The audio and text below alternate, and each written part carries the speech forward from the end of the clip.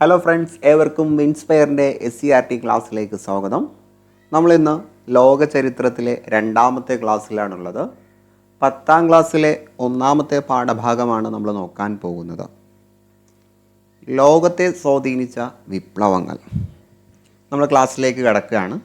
അതിനു മുന്നേ നിങ്ങളോട് എപ്പോഴും പറയുന്നത് പോലെ നമ്മുടെ ക്ലാസ് ഇഷ്ടമാകുകയാണെങ്കിൽ ലൈക്ക് ചെയ്യുക. പല ആളുകളും സബ്സ്ക്രൈബ് ചെയ്തിട്ടില്ല, സബ്സ്ക്രൈബ് ചെയ്യുക. എന്നാൽ മാത്രമേ നമ്മുടെ ക്ലാസ്സിൽ പുതിയ വീഡിയോസ് അപ്ലോഡ് ചെയ്യുന്ന സമയത്ത് നിങ്ങൾക്ക് നോട്ടിഫിക്കേഷൻ ലഭിക്കുകയുള്ളൂ. നമ്മുടെ ക്ലാസ്സിനെ സർക്കുലേറ്റ് ചെയ്യാൻ വേണ്ടി നിങ്ങളും സഹായിക്കുക. സോ നമുക്ക് ക്ലാസ്സിലേക്ക് കിടക്കാം. കുമാരനാശാൻ്റെ ഒരു ഉദ്ബോധനം എന്ന കവിതയിൽ നിന്നുള്ള ചില വരികൾ താഴെയുള്ള ചിത്രത്തിൽ നിങ്ങൾക്ക് കാണാം. ഈ സൈഡിലുള്ള ചിത്രത്തിൽ കണ്ടോ? വരികൾ കണ്ടോ? സ്വാതന്ത്ര്യം തന്നെ അമൃതം, സ്വാതന്ത്ര്യം തന്നെ ജീവിതം, പാരതന്ത്ര്യം മാനികൾക്ക് മൃതിയേക്കാൾ ഭയാനകം. അപ്പോൾ ഈ വരികൾ കുമാരനാശാൻ്റെതാണ്. ഒരു ഉദ്ബോധനം എന്ന കവിതയിൽ നിന്നുള്ള വരികളാണ്. അത് ഓർത്ത് വെച്ചേക്കുക.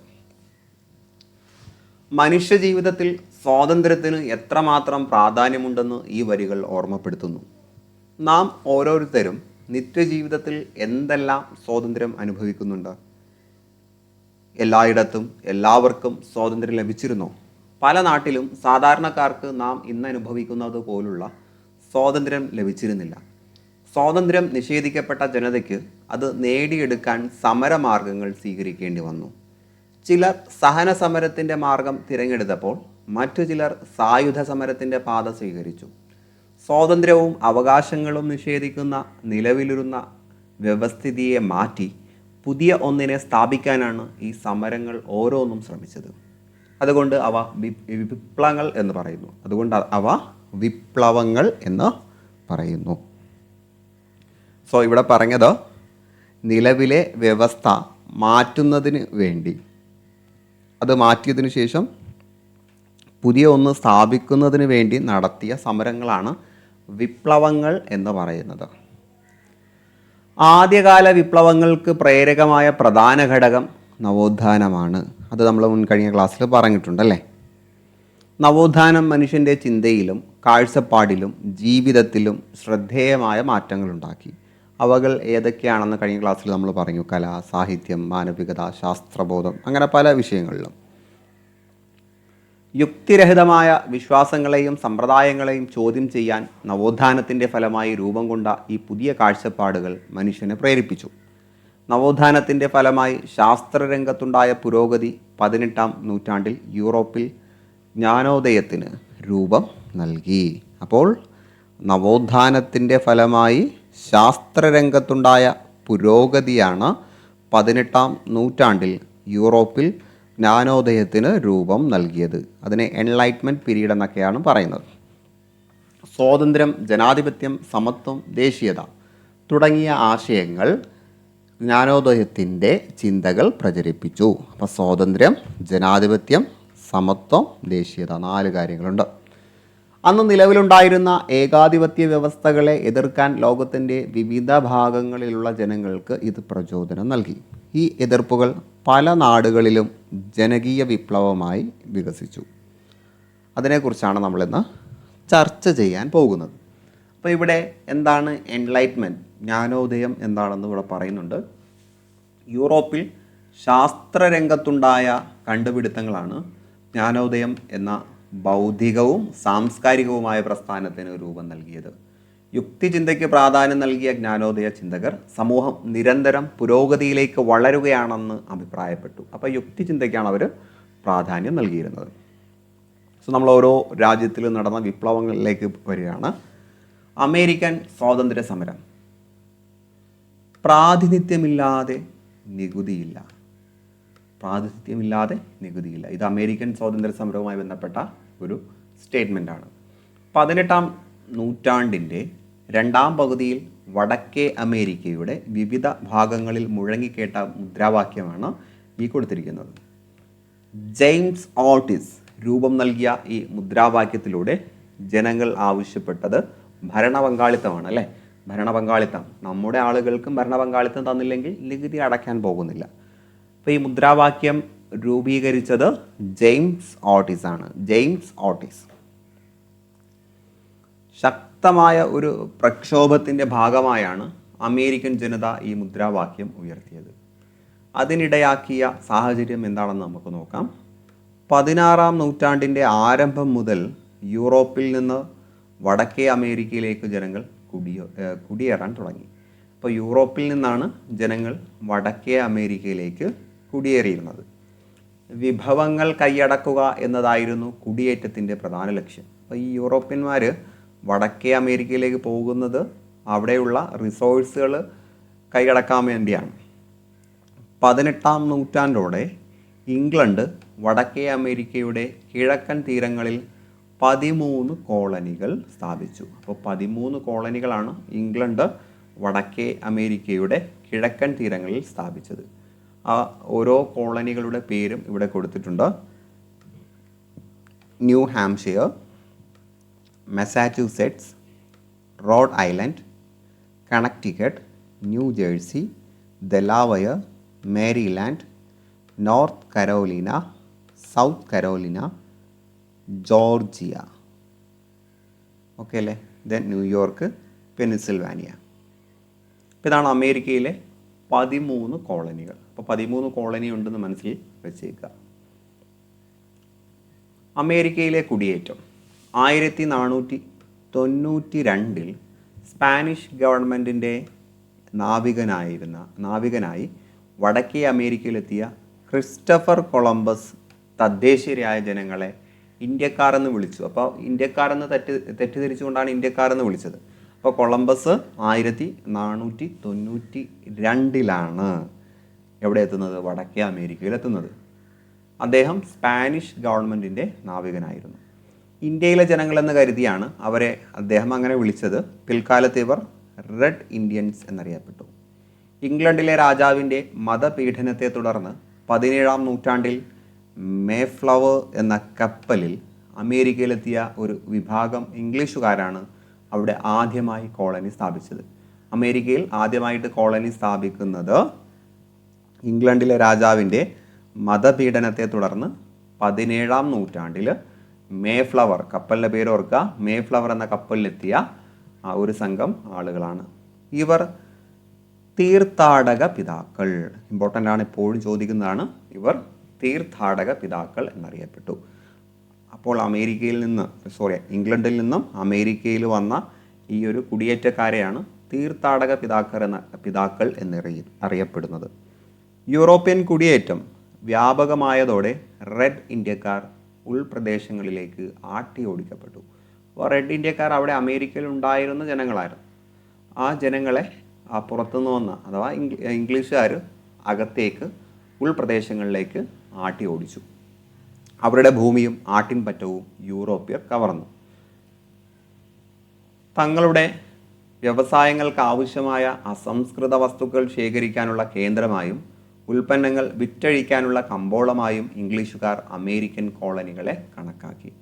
എപ്പോഴും കോളനികളിൽ അവർ ചെയ്യുന്നത് ഇങ്ങനെയാണ് അല്ലേ? ഇന്ത്യയിൽ നമ്മൾ ഇതൊക്കെ തന്നെയാണ് കണ്ടത്. മാതൃരാജ്യമായ ഇംഗ്ലണ്ടിൻ്റെ സഹായത്താൽ കച്ചവടക്കാർ ഈ കോളനികളിൽ നടപ്പിലാക്കിയ വാണിജ്യ നയത്തെ മെർക്കൻറ്റലിസം എന്ന് പറയുന്നു. അപ്പോൾ മാതൃരാജ്യമായ ഇംഗ്ലണ്ടിൻ്റെ സഹായത്താൽ കച്ചവടക്കാർ ഈ കോളനികളിൽ നടപ്പിലാക്കിയ വാണിജ്യ നയത്തെ വിളിക്കുന്ന പേര് മെർക്കൻറ്റലിസം എന്നാണ്.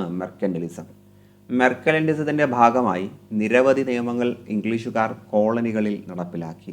അപ്പോൾ അവർ നടപ്പിലാക്കിയ ചില നിയമങ്ങളാണ് ഇവിടെ കൊടുത്തിട്ടുള്ളത്. കോളനികളിൽ നിന്ന് കോളനികളിലേക്കോ സാധനങ്ങൾ കൊണ്ടുപോകുന്നത് ഇംഗ്ലീഷ് കപ്പലുകളിലോ കോളനികളിൽ നിർമ്മിച്ച കപ്പലുകളിലോ മാത്രമായിരിക്കും. അപ്പോൾ സാധനങ്ങൾ കൊണ്ടുപോകുന്നത് എപ്പോഴും ഇംഗ്ലീഷ് കപ്പൽ അല്ലെങ്കിൽ കോളനികളിൽ നിർമ്മിച്ച കപ്പലിലെ കൊണ്ടുപോകാൻ പാടുള്ളൂ. കോളനിയിലെ നിയമപരമായ പ്രമാണങ്ങൾ, വർത്തമാനപത്രങ്ങൾ, ലഘുലേഖകൾ, ലൈസൻസുകൾ തുടങ്ങിയവയിലെല്ലാം ഇംഗ്ലണ്ടിൻ്റെ മുദ്ര പതിപ്പിക്കണം. അപ്പോൾ അവരുടേതാണ് എന്നുള്ളൊരു ബോധമാണ് അവരുണ്ടാക്കിയെടുക്കുന്നത്. ദെൻ കോളനികളിലേക്ക് ഇറക്കുമതി ചെയ്യുന്ന തേയില, ഗ്ലാസ്, കടലാസ് എന്നിവയ്ക്ക് ഇറക്കുമതി ചുങ്കം നൽകണം. അപ്പോൾ ഇവിടെ ഇറക്കുമതി ചെയ്യുന്ന സാധനങ്ങൾക്ക് ആ ഇറക്കുമതി ചുങ്കം നൽകണം.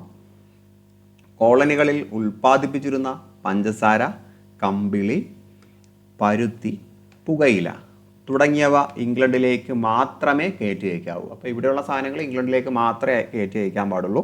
ഇവിടേക്ക് ഇറക്കുന്ന സാധനങ്ങൾക്ക് ചുങ്കം നൽകുകയും വേണം. കോളനിയിൽ നിലനിർത്തിയിട്ടുള്ള ഇംഗ്ലീഷുകാരുടെ സൈന്യത്തിനുള്ള താമസ സ്ഥലവും അത്യാവശ്യ സൗകര്യങ്ങളും കോളനിക്കാർ നൽകണം. അപ്പോൾ സൈന്യത്തിന് ആവശ്യമായിട്ടുള്ള കാര്യങ്ങളും കോളനിക്കാരാണ് നൽകേണ്ടത്. അപ്പോൾ ഇതിൻ്റെ മറ്റൊരു വേർഷനാണ് നമ്മൾ ഇന്ത്യയിലും കണ്ടത്. അതുകൊണ്ട് നമുക്ക് ഇത് ഓർത്തിരിക്കാൻ വലിയ പ്രയാസമില്ല. ദെൻ ബോസ്റ്റൺ ടീ പാർട്ടി എപ്പോഴും PSC ചോദിക്കുന്ന ഒരു ടേമാണ് ബോസ്റ്റൺ ടീ പാർട്ടി. അപ്പോൾ അത് എന്താണ് എന്ന് മനസ്സിലാക്കുക. ഇംഗ്ലീഷ് ഗവൺമെൻറ് തേയിലയുടെ മേൽ ഉയർന്ന നികുതി ചുമത്തിയതിനെതിരായി അമേരിക്കയിൽ ശക്തമായ പ്രതിഷേധം ഉയർന്നു വന്നു. അപ്പോൾ അമേരിക്കയിൽ നടന്ന പ്രതിഷേധമാണെന്നാണ് ആദ്യം മനസ്സിലാക്കേണ്ടത്. ഇത് അമേരിക്കയിൽ നടന്നതാണ്. ആർക്കെതിരെ? English government. കാരണം അവർ തേയിലയ്ക്ക് ഉയർന്ന നികുതി ചുമത്തി. അപ്പോൾ അത് പേര് തന്നെ കിട്ടും. ടീ പാർട്ടി എന്ന് പറഞ്ഞാൽ ചായ പാർട്ടിയാണെന്നല്ലോ, ചായ സൽക്കാരം എന്നാണല്ലോ. 1773 ഡിസംബർ 16 രാത്രിയിൽ റെഡ് ഇന്ത്യക്കാരുടെ വേഷം ധരിച്ച ബോസ്റ്റണിലെ ഒരു വിഭാഗം ജനങ്ങൾ ബോസ്റ്റൺ തുറമുഖത്ത് നങ്കൂരമിട്ടിരുന്ന ഇംഗ്ലീഷ് കപ്പലിൽ കയറി അതിലുണ്ടായിരുന്ന 342 പെട്ടി തേയില കടലിലേക്ക് വലിച്ചെറിഞ്ഞു. ഇതിനെ ബോസ്റ്റൺ ടീ പാർട്ടി എന്ന് പറയുന്നു. അപ്പോൾ അതൊരു സൽക്കാരമല്ലായിരുന്നു അല്ലേ? ആ പേരിൽ സൽക്കാരം എന്നുണ്ടായിരുന്നുള്ളൂ. അവർ ചെയ്തത് എന്താണ്? റെഡ് ഇന്ത്യക്കാരുടെ വേഷത്തിൽ ബോസ്റ്റണിൽ നിന്ന് വന്ന കുറച്ച് ആളുകൾ ചേർന്ന് അവിടുത്തെ തുറമുഖത്തെ ഇംഗ്ലീഷ് കപ്പലിൽ കയറി 342 പെട്ടി തേയിലകളെടുത്ത് കടലിലേക്ക് വലിച്ചെറിഞ്ഞു. അതിനെ ബോസ്റ്റൺ ടീ പാർട്ടി എന്ന പേരിൽ അറിയപ്പെടുന്നു. ഇനി നമ്മുടെ ഇംഗ്ലീഷുകാരുടെ ചൂഷണ നിയമങ്ങൾക്കെതിരായി പോരാടാൻ ചില ചിന്തകരുടെ ആശയങ്ങൾ കോളനിക്കാർക്ക് പ്രചോദനം നൽകി. അങ്ങനെയുള്ള ചിന്തകരുടെയും അവരുടെ ആശയങ്ങളുടെയും ചെറിയ രൂപമാണ് താഴെ പറയുന്നത്. ഒന്ന്, ജോൺ ലോക്ക്, വളരെ പ്രശസ്തനായിട്ടുള്ള ഒരു സാഹിത്യകാരനും ചിന്തകനൊക്കെയാണ്. മനുഷ്യന് ചില മൗലിക അവകാശങ്ങളുണ്ട്, അതിനെ ഹനിക്കാൻ ഒരു ഗവൺമെൻറ്റിനും അവകാശമില്ല. അപ്പോൾ മൗലിക അവകാശമുണ്ട്, അതിനെ ഹനിക്കാൻ ആർക്കും അവകാശമില്ല എന്ന് പറഞ്ഞത് ജോൺ ലോക്കാണ്. ദെൻ തോമസ് പെയിൻ, ഏതെങ്കിലും വിദേശ ശക്തിക്ക് ഈ വൻകര ദീർഘകാലം കീഴടക്കി കഴിയാമെന്നത് യുക്തിക്ക് നിരക്കുന്നതല്ല. അപ്പോൾ പുറത്തുനിന്ന് വന്ന ആർക്കും അധിക നാൾ നമ്മുടെ രാജ്യം അടക്കി ഭരിക്കാൻ കഴിയില്ല എന്ന് പറഞ്ഞത് തോമസ് പെയിൻ. കേട്ടോ, തോമസ് പെയിൻ. 2 വാക്കുകളും ഓർത്തിരിക്കുക. വൻകര ഒന്നാകെ സമ്മേളിക്കുന്നു. മാതൃരാജ്യമായ ഇംഗ്ലണ്ടിൻ്റെ നയങ്ങൾക്കും നിയമങ്ങൾക്കുമെതിരെ പ്രതികരിക്കാനായി ജോർജിയ ഒഴികെയുള്ള കോളനികളുടെ പ്രതിനിധികൾ 1774 ഫിലാഡൽഫിയയിൽ സമ്മേളിച്ചു. ഇത് 1-ാം കോണ്ടിനെൻ്റൽ കോൺഗ്രസ്. അപ്പോൾ 1-ാം കോണ്ടിനെൻ്റൽ കോൺഗ്രസ് എന്നറിയപ്പെടുന്നത് 1774 ജോർജിയ ഒഴികെയുള്ള കോളനികൾ ഒരുമിച്ച് കൂടിയ സമ്മേളനത്തെയാണ്. തുടർന്ന് വ്യവസായങ്ങൾക്കും വ്യാപാരത്തിനും ഏർപ്പെടുത്തിയിട്ടുള്ള നിയന്ത്രണങ്ങൾ നീക്കണമെന്നും തങ്ങളുടെ അംഗീകാരമില്ലാതെ നികുതി ചുമത്തരുത് എന്നും ആവശ്യപ്പെട്ട് കോളനി ജനത ഇംഗ്ലണ്ടിലെ രാജാവിന് നിവേദനം നൽകി. അപ്പോൾ നിവേദനത്തിലുണ്ടായിരുന്ന എന്താണ്? വ്യവസായങ്ങൾക്കും വ്യാപാരത്തിനും ഏർപ്പെടുത്തിയിട്ടുള്ള നിയന്ത്രണങ്ങൾ നീക്കം ചെയ്യുക, തങ്ങളുടെ അംഗീകാരമില്ലാതെ നികുതി ചുമത്താതിരിക്കുക. ഇത് രണ്ടുമായിരുന്നു അവരുടെ ആവശ്യം. എന്നാൽ രാജാവ് ജനങ്ങളെ അടിച്ചമർത്താനായി സൈന്യത്തെ അയച്ചു. ഇത് ഇംഗ്ലണ്ടും കോളനികളും തമ്മിലുള്ള യുദ്ധത്തിന് വഴി തെളിച്ചു. 1775 ഫിലാഡൽഫിയയിൽ ചേർന്ന 2-ാം കോണ്ടിനെൻ്റൽ കോൺഗ്രസ് ജോർജ് വാഷിങ്ടണിനെ കോണ്ടിനെൻ്റൽ സൈന്യത്തിൻ്റെ തലവനാക്കി. അപ്പോൾ ആദ്യത്തേത് നടന്ന 1775. തൊട്ടടുത്ത വർഷം തന്നെ രണ്ടാമത്തത് നടന്നു.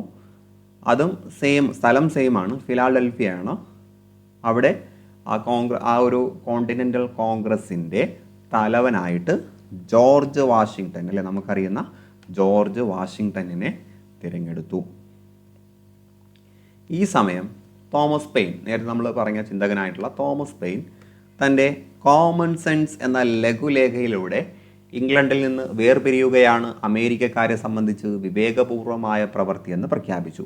അപ്പോൾ അമേരിക്കക്കാരെ സംബന്ധിച്ച് ഇംഗ്ലണ്ടിൽ നിന്നും വേർപിരിയുന്നതാണ് വിവേകപൂർവമായ പ്രവൃത്തി എന്ന് പ്രഖ്യാപിച്ചത് ചിന്തകനായിട്ടുള്ള തോമസ് പെയിനാണ്.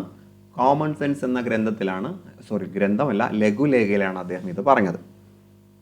പിന്നീട് 1776 ജൂലൈ 4 അമേരിക്കൻ കോണ്ടിനെൻ്റൽ കോൺഗ്രസ് ലോക പ്രശസ്തമായിട്ടുള്ള സ്വാതന്ത്ര്യ പ്രഖ്യാപനം നടത്തി.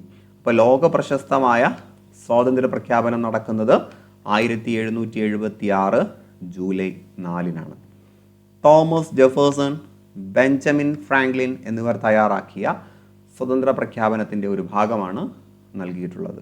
ഇതാണ് ആ ഒരു ഭാഗം. അപ്പോൾ തയ്യാറാക്കിയത് തോമസ് ജെഫേഴ്സണും ബെഞ്ചമിൻ ഫ്രാങ്ക്ലിൻ. അപ്പോൾ ഈ ബെഞ്ചമിൻ ഫ്രാങ്ക്ലിനും തോമസ് ജെഫേഴ്സൺ ഒക്കെ പ്രശസ്തരായിട്ടുള്ള എഴുത്തുകാരൊക്കെയാണ് കേട്ടോ. അപ്പോൾ ഞാനത് വായിക്കുന്നില്ല. ഇത് ജസ്റ്റ് ഇതാണ് ആ ഒരു സ്വാതന്ത്ര്യ പ്രഖ്യാപനം എന്ന് മനസ്സിലാക്കിയാൽ മതി. മനുഷ്യൻ്റെ സ്വാതന്ത്ര്യത്തെയും അവകാശങ്ങളെയും സംബന്ധിച്ച എന്തൊക്കെയാണ് ഈ പ്രഖ്യാപനത്തിലുള്ളത്? മനുഷ്യരെല്ലാവരും തുല്യരാണ്, എല്ലാവർക്കും അവകാശങ്ങളുണ്ട് അല്ലേ? ജീവിതം, സ്വാതന്ത്ര്യം, ജീവിത സൗഖ്യം, എല്ലാത്തിനും അവകാശം എല്ലാവർക്കും ഉണ്ട്.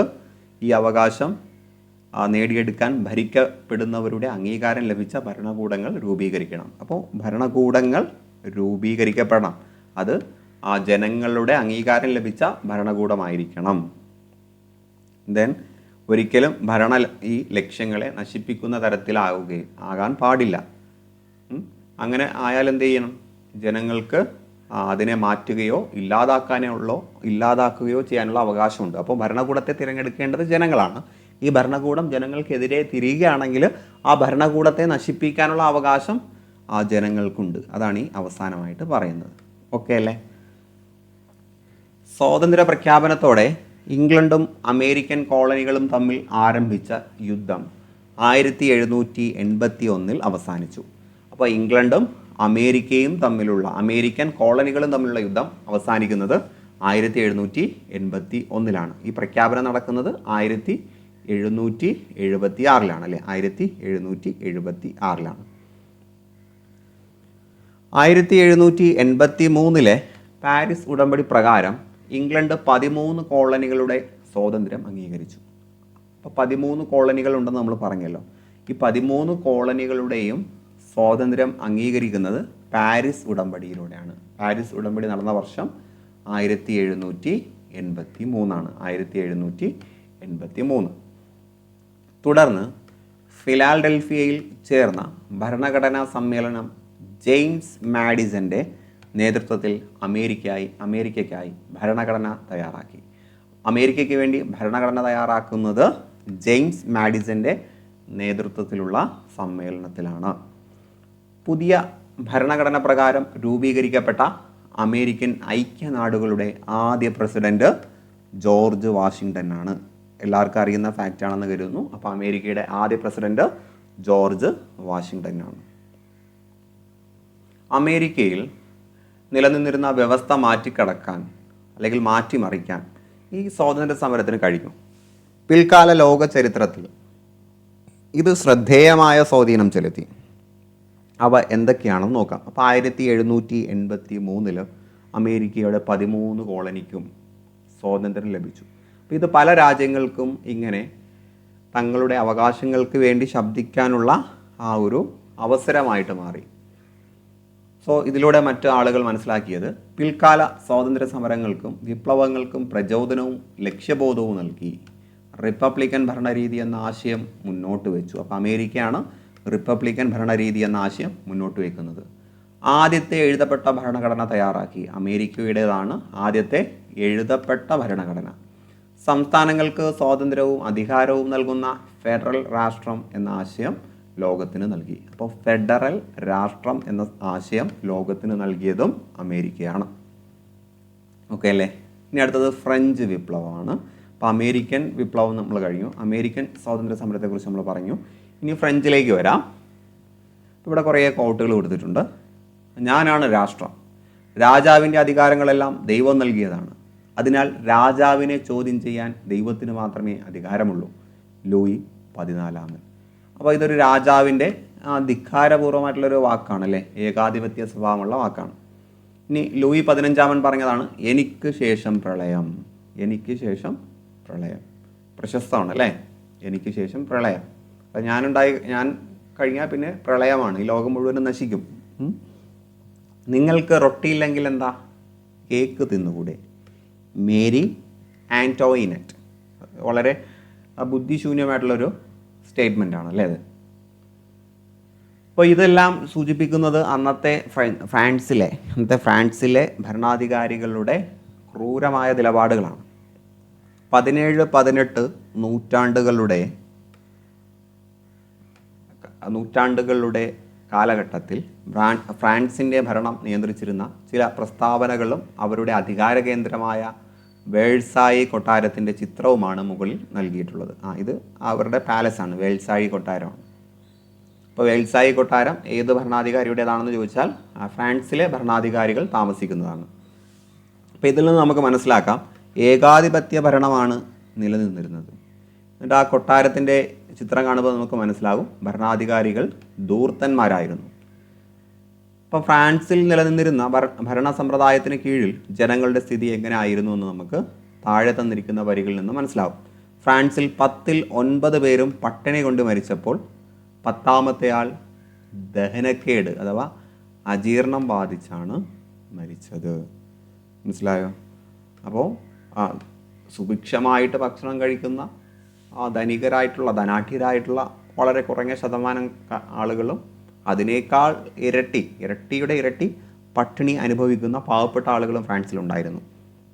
ഫ്രാൻസിലെ ഭൂരിഭാഗം ജനങ്ങളും ദുരിതത്തിലായിരുന്നു എന്നും ഭരണാധികാരികൾ ഉൾപ്പെട്ട ന്യൂനപക്ഷം ആഡംബരവും ധൂർത്തും നിറഞ്ഞ ജീവിതവുമാണ് നയിച്ചത് എന്നും ഇതിൽ നിന്ന് മനസ്സിലാക്കാം. ആ ഒരു 10ാമത്തെ ആൾ അയാളാണ്, ആ ആഡംബരത്തോടെ ജീവിക്കുന്ന ആളാണ്. അതുകൊണ്ടാണ് ദഹനക്കേട് വന്ന് മരിക്കുന്നത്. ഫ്രാൻസിൽ നിലനിന്ന സാമൂഹിക സാമ്പത്തിക അസമത്വങ്ങളായിരുന്നു ഈ അവസ്ഥ സൃഷ്ടിച്ചത്. ഫ്രഞ്ച് സമൂഹത്തെ 3 തട്ടുകളായിട്ട് തിരിക്കും. അപ്പോൾ ഫ്രഞ്ച് സമൂഹത്തെ 3 തട്ടുകളായിട്ടാണ് തിരിച്ചിരിക്കുന്നത്. അവയെ നമ്മൾ എസ്റ്റേറ്റുകൾ എന്ന് വിളിക്കുന്നു. ഫ്രഞ്ചിൻ്റെ ആ ഒരു സമൂഹത്തിൻ്റെ 3 തട്ടുകളെ വിളിക്കുന്ന പേരാണ് എസ്റ്റേറ്റുകൾ. 3 എസ്റ്റേറ്റുകളായി വിഭജിക്കപ്പെട്ടിരിക്കുന്ന ഫ്രഞ്ച് സമൂഹത്തെക്കുറിച്ചുള്ള കൂടുതൽ വിവരങ്ങളാണ് താഴത്തെ ചാർട്ടിലുള്ളത്. അപ്പോൾ നമുക്ക് നോക്കാം ഏതാണ് ആ 3 എസ്റ്റേറ്റ് എന്ന്. അപ്പോൾ ഇതാണ് ഫ്രഞ്ച് സമൂഹം. അതിൽ ഒന്നാമത്തെ എസ്റ്റേറ്റ് പുരോഹിതന്മാരാണ്. രണ്ടാമത്തത് പ്രഭുക്കന്മാരാണ്. മൂന്നാമത്തത് കച്ചവടക്കാർ, എഴുത്തുകാർ, അഭിഭാഷകർ, ഉദ്യോഗസ്ഥർ, അധ്യാപകർ, ബാങ്കർമാർ എന്നിവരടങ്ങുന്ന മധ്യവർഗം. ഇതെല്ലാം മിഡിൽ ക്ലാസ്, ആദ്യം പറഞ്ഞതെല്ലാം. കർഷകർ, കൈത്തൊഴിലുകാർ. അപ്പോൾ അവരൊക്കെ അതിനേക്കാൾ താഴ്ന്ന രീതിയിലുള്ളതാണ്, ഈ മധ്യവർഗത്തിനേക്കാൾ താഴ്ന്നതാണ് അവസാനം പറഞ്ഞ കർഷകരും തൊഴിലാളികളും. അപ്പോൾ പുരോഹിതന്മാർ, ഇവർക്ക് ധാരാളം ഭൂപ്രദേശം കൈവശം വയ്ക്കാൻ കഴിഞ്ഞു. കർഷകരിൽ നിന്നും തീത്തേ എന്ന പേരിലുള്ള നികുതി പിരിച്ചു. അപ്പോൾ പുരോഹിതന്മാർ കർഷകരിൽ നിന്നും പിരിക്കുന്ന നികുതിയുടെ പേരാണ് തീതേ എന്നുള്ളത്. തീതേ കർഷകരിൽ നിന്നും പുരോഹിതന്മാർ പിരിക്കുന്ന നികുതിയാണ്. എല്ലാത്തരം നികുതികളിൽ നിന്നും ഒഴിവാക്കപ്പെട്ടു. അപ്പോൾ ഇവർക്ക് എന്ത് വേണ്ട, നികുതി കൊടുക്കേണ്ട ആവശ്യമില്ല. ഭരണത്തിലെയും സൈന്യത്തിലെയും ഉയർന്ന പദവികൾ നിയന്ത്രിച്ചു. അപ്പോൾ ഉയർന്ന പദവികൾ നിയന്ത്രിച്ചത് പുരോഹിതന്മാരാണ്. ഇനി രണ്ടാമത്തെ എസ്റ്റേറ്റ് പ്രഭുക്കന്മാരാണ്. ഇവർ സൈനിക സേവനം കർഷകരിൽ നിന്നും പലതരം നികുതികൾ പിരിച്ചു. അപ്പോൾ ഇവർ പല തരത്തിലുള്ള നികുതികൾ കർഷകരിൽ നിന്നും പിരിക്കാൻ ഇവർക്ക് അവകാശം ഉണ്ടായിരുന്നു. വേതനം നൽകാതെ കർഷകരെ കൊണ്ട് പണിയെടുപ്പിച്ചു. നികുതികളിൽ നിന്നും ഒഴിവാക്കപ്പെട്ടു. ഇവർക്ക് എന്തില്ല, നികുതിയില്ല. ആഡംബര ജീവിതമായിരുന്നു.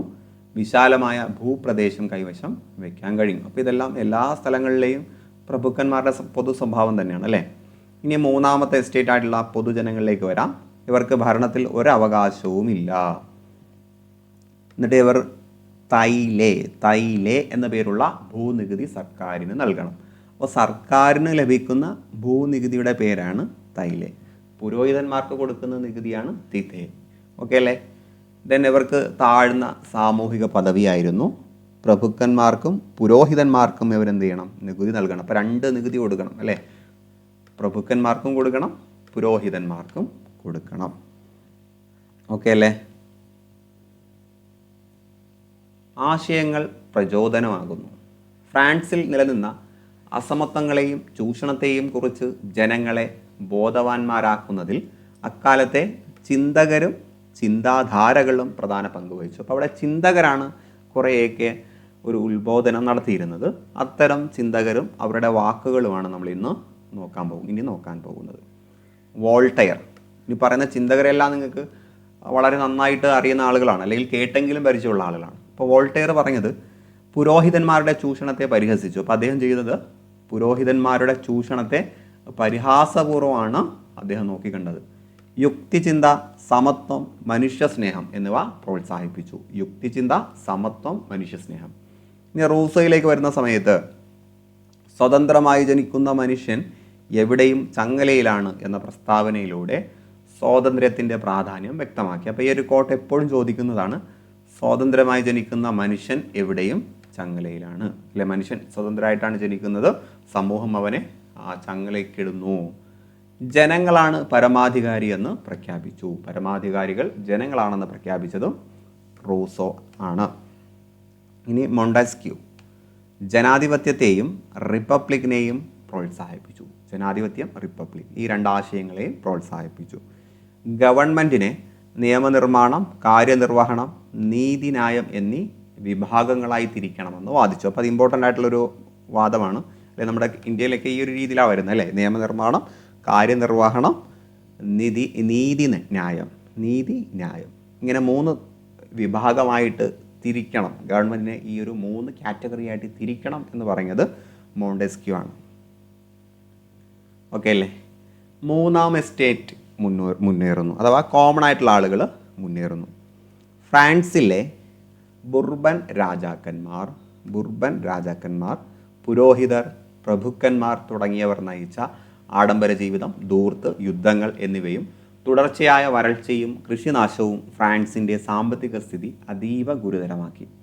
അമേരിക്കൻ സ്വാതന്ത്ര്യ സമരത്തിൽ കോളനികളെ സമ്പത്തും സൈന്യവും നൽകി ഫ്രാൻസിലെ ഭരണാധികാരികൾ സഹായിച്ചതും സാമ്പത്തിക പ്രതിസന്ധി രൂക്ഷമാക്കി. അപ്പോൾ അമേരിക്കൻ സ്വാതന്ത്ര്യ സമരത്തിൽ കോളനികളെ ആര് സഹായിച്ചു? ഫ്രാൻസ് സഹായിച്ചു. ഇത് ഫ്രാൻസിൻ്റെ അവസ്ഥ വളരെ പ്രശ്നത്തിലാക്കി. ജനങ്ങളുടെ മേൽ പുതിയ നികുതികൾ ചുമത്തുന്നതിനായി 1789 ചക്രവർത്തി ലൂയി 14 അല്ലെ, എനിക്ക് ശേഷം പ്രളയം എന്നൊക്കെ പറഞ്ഞത് ലൂയി 14 അല്ലേ? ഓർമ്മ ഉണ്ടോ? നമ്മൾ വളരെ ഇമ്പോർട്ടൻ്റ് ആയിട്ടുള്ളൊരു കോട്ടായതുകൊണ്ടാണ് നമ്മൾ അതിലേക്കൊന്ന് ജസ്റ്റ് ഒന്ന് നോക്കി കൺഫേം ചെയ്യുന്നത് കേട്ടോ.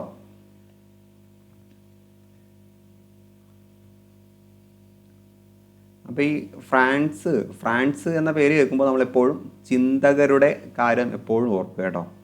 ചിന്തകർക്ക്, അവരിലൂടെയാണ് പല മാറ്റങ്ങളും ഫ്രാൻസിലുണ്ടായത്. എനിക്ക് ശേഷം പ്രളയം ലൂയി 15 അല്ലേ? ഞാനാണ് രാഷ്ട്രം എന്ന് പറഞ്ഞ ആളാണ് നമ്മുടെ ലൂയി 14. അപ്പോൾ 1789 ചക്രവർത്തി ലൂയി 16, ഇത് ലൂയി 16, 14 അല്ല 16 കേട്ടോ, 16 തെറ്റിക്കല്ലേ, 16 ലൂയി 16 ജനപ്രതിനിധി സഭയായ സ്റ്റേറ്റ്സ് ജനറൽ വിളിച്ചു ചേർത്തു. അപ്പോൾ സ്റ്റേറ്റ്സ് ജനറൽ അതിൽ തന്നെ ഒരു 6ൻ്റെ ചിലവാണ്, ഒരു ചുവണ്ടല്ലോ, 6 സ്റ്റേറ്റ്സ്. അപ്പോൾ അത് 16 വിളിച്ചു ചേർത്തത്. വർഷം ഏതാന്ന് ചോദിക്കുമ്പോൾ ഈ 6 എടുത്ത് തിരിച്ചിട്ടാൽ മതി. 1789. ഫ്രഞ്ച് സമൂഹത്തെ പോലെ സ്റ്റേറ്റ്സ് ജനറലിനും 3 എസ്റ്റേറ്റുകൾ ഉണ്ടായിരുന്നു. അപ്പോൾ ഇയാൾ സ്റ്റേറ്റ്സ് ജനറൽ വിളിച്ചു ചേർത്തുവെങ്കിലും ഇതിനെയും വീണ്ടും 3 സ്റ്റേറ്റുകളായിട്ട് തിരിച്ചു. ഓരോ എസ്റ്റേറ്റിനും ഓരോ വോട്ട് മതിയെന്നും ഓരോ അംഗത്തിനും ഓരോ വോട്ട് വേണ്ട എന്നും രാജാവിനെ അനുകൂലിക്കുന്ന ആദ്യത്തെ 2 എസ്റ്റേറ്റുകൾ വാദിച്ചു. എന്നാൽ 3 എസ്റ്റേറ്റുകളിലെയും ഓരോ അംഗത്തിനും ഓരോ വോട്ട് വേണമെന്ന് തന്നെ കോമൺസ് എന്നറിയപ്പെടുന്ന 3ാമത്തെ എസ്റ്റേറ്റിൻ്റെ ആവശ്യം, അല്ലേ? അപ്പോൾ അവർ പറയുന്നത് 3 എസ്റ്റേറ്റുകൾക്ക് ഓരോ എസ്റ്റേറ്റിനും ഓരോ വോട്ട് മതിയെന്ന് പറഞ്ഞു. അങ്ങനെ പോരാ, ഓരോ അംഗങ്ങൾക്കും അവർക്ക് വ്യക്തിപരമായിട്ട് തന്നെ വോട്ട് കിട്ടണമെന്ന് കോമൺസ് എന്ന ആളുകളും പറഞ്ഞു. അപ്പോൾ സാധാരണക്കാരും പറഞ്ഞു. വോട്ട് ചെയ്യുന്നതിലെ തർക്കം തുടരവേ മൂന്നാമത്തെ എസ്റ്റേറ്റിലെ അംഗങ്ങൾ തങ്ങളാണ് ഫ്രാൻസിലെ ദേശീയ അസംബ്ലി എന്ന് പ്രഖ്യാപിച്ചു. അപ്പോൾ മൂന്നാമത്തെ എസ്റ്റേറ്റിലെ അംഗങ്ങൾ അവർ പറഞ്ഞു, ഞങ്ങളാണ് ദേശീയ അസംബ്ലി ഫ്രാൻസിലെ ആ ഒരു ദേശീയതയെ പ്രതിനിധീകരിക്കുന്നത് ഞങ്ങളാണ് എന്ന് പ്രഖ്യാപിച്ചു. അവർ അടുത്തുള്ള ഒരു ടെന്നീസ് കോർട്ടിൽ സമ്മേളിച്ചു. ഫ്രാൻസിനായി ഒരു ഭരണഘടന തയ്യാറാക്കിയ ശേഷം മാത്രമേ പിരിയുകയുള്ളൂ എന്നവർ പ്രതിജ്ഞ ചെയ്തു. ഇതിനെയാണ് ടെന്നീസ് കോർട്ട് പ്രതിജ്ഞ എന്ന് പറയുന്നത്. അപ്പോൾ ടെന്നീസ് കോർട്ട് പ്രതിജ്ഞ എന്ന് പറയുന്നത് ഈ 3 എസ്റ്റേറ്റുകളിൽ രാജാവ് എന്ത് ചെയ്തു, സ്റ്റേറ്റ്സ് ജനറൽ വിളിച്ചു ചേർത്തു. അതിനെ 3 എസ്റ്റേറ്റുകളായിട്ട് തിരിച്ചു. ഈ 3 എസ്റ്റേറ്റിലെ 2 എസ്റ്റേറ്റുകാർ മൂന്നാമത്തെ എസ്റ്റേറ്റുമായിട്ട് തർക്കത്തിലായി. കാരണം 2 എസ്റ്റേറ്റുകൾ പറയുന്നത് ഓരോ ഗ്രൂപ്പിനും ഓരോ വോട്ട് വീതം മതി. അപ്പോൾ അത് അവരുടെ സ്വാർത്ഥ താല്പര്യത്തിന് വേണ്ടിയാണ്. എന്നാൽ മൂന്നാമത്തെ സ്റ്റേറ്റ് പറഞ്ഞു അങ്ങനെയല്ല, എല്ലാ ആളുകൾക്കും എല്ലാ മെമ്പേഴ്സിനും വോട്ട് വേണം, ഗ്രൂപ്പായിട്ടല്ല വേണ്ടതെന്ന് പറഞ്ഞു. അപ്പോൾ ഈ പറഞ്ഞ കാര്യത്തിൽ അവർ തർക്കമുണ്ടായി. അങ്ങനെ മൂന്നാമത്തെ സ്റ്റേറ്റ് അവിടെ നിന്ന് ഇറങ്ങി ഞങ്ങളാണ് ഫ്രാൻസിലെ ദേശീയ അസംബ്ലി എന്നവർ സ്വയം പ്രഖ്യാപിച്ചു. ഫ്രാൻസിനൊരു ഭരണഘടന തയ്യാറാക്കിയിട്ടേ ഞങ്ങൾ പിരിയൂ എന്ന് പ്രഖ്യാപിച്ചുകൊണ്ട് അവർ ടെന്നീസ് കോർട്ടിൽ വന്നൊരു പ്രതിജ്ഞ ചെയ്തു. ഇതിനെ ടെന്നീസ് കോർട്ട് പ്രതിജ്ഞ എന്ന് പറയുന്നു. ഓക്കെ അല്ലേ? അപ്പോൾ ഇവിടെ പട്ടികയിൽ ഓരോ എസ്റ്റേറ്റിലെയും അംഗസംഖ്യ പരിശോധിക്കുക. വോട്ടെടുപ്പ് സംബന്ധിച്ച 3 എസ്റ്റേറ്റുകളുടെയും ആവശ്യവും അംഗസംഖ്യയും തമ്മിലുള്ള ബന്ധം കണ്ടെത്തുക. ഇവിടെ നോക്കൂ, ഒന്നാമത്തെ എസ്റ്റേറ്റിൽ 285 ആളുകളാണുള്ളത്. രണ്ടാമത്തെ എസ്റ്റേറ്റിൽ 308 ആളുകളാണ്. മൂന്നാമത്തെ എസ്റ്റേറ്റിൽ 621. അപ്പോൾ ഇവർ എന്തുകൊണ്ടാണ് ഗ്രൂപ്പിന് ഒരെണ്ണം മതി എന്ന് പറഞ്ഞതിനുള്ള കാരണം മനസ്സിലായോ? കാരണം ഇവിടെ 621 ആളുകളുണ്ട്. അപ്പോൾ ഈ 621 ആളുകൾ എന്തായാലും അവരുടെ താല്പര്യങ്ങൾക്കും അവരുടെ അവകാശങ്ങൾക്കും വേണ്ടി സംസാരിക്കുമ്പോൾ അത് അംഗീകരിച്ചേ മതിയാകും വോട്ട് അടിസ്ഥാനത്തിലാണെങ്കിൽ.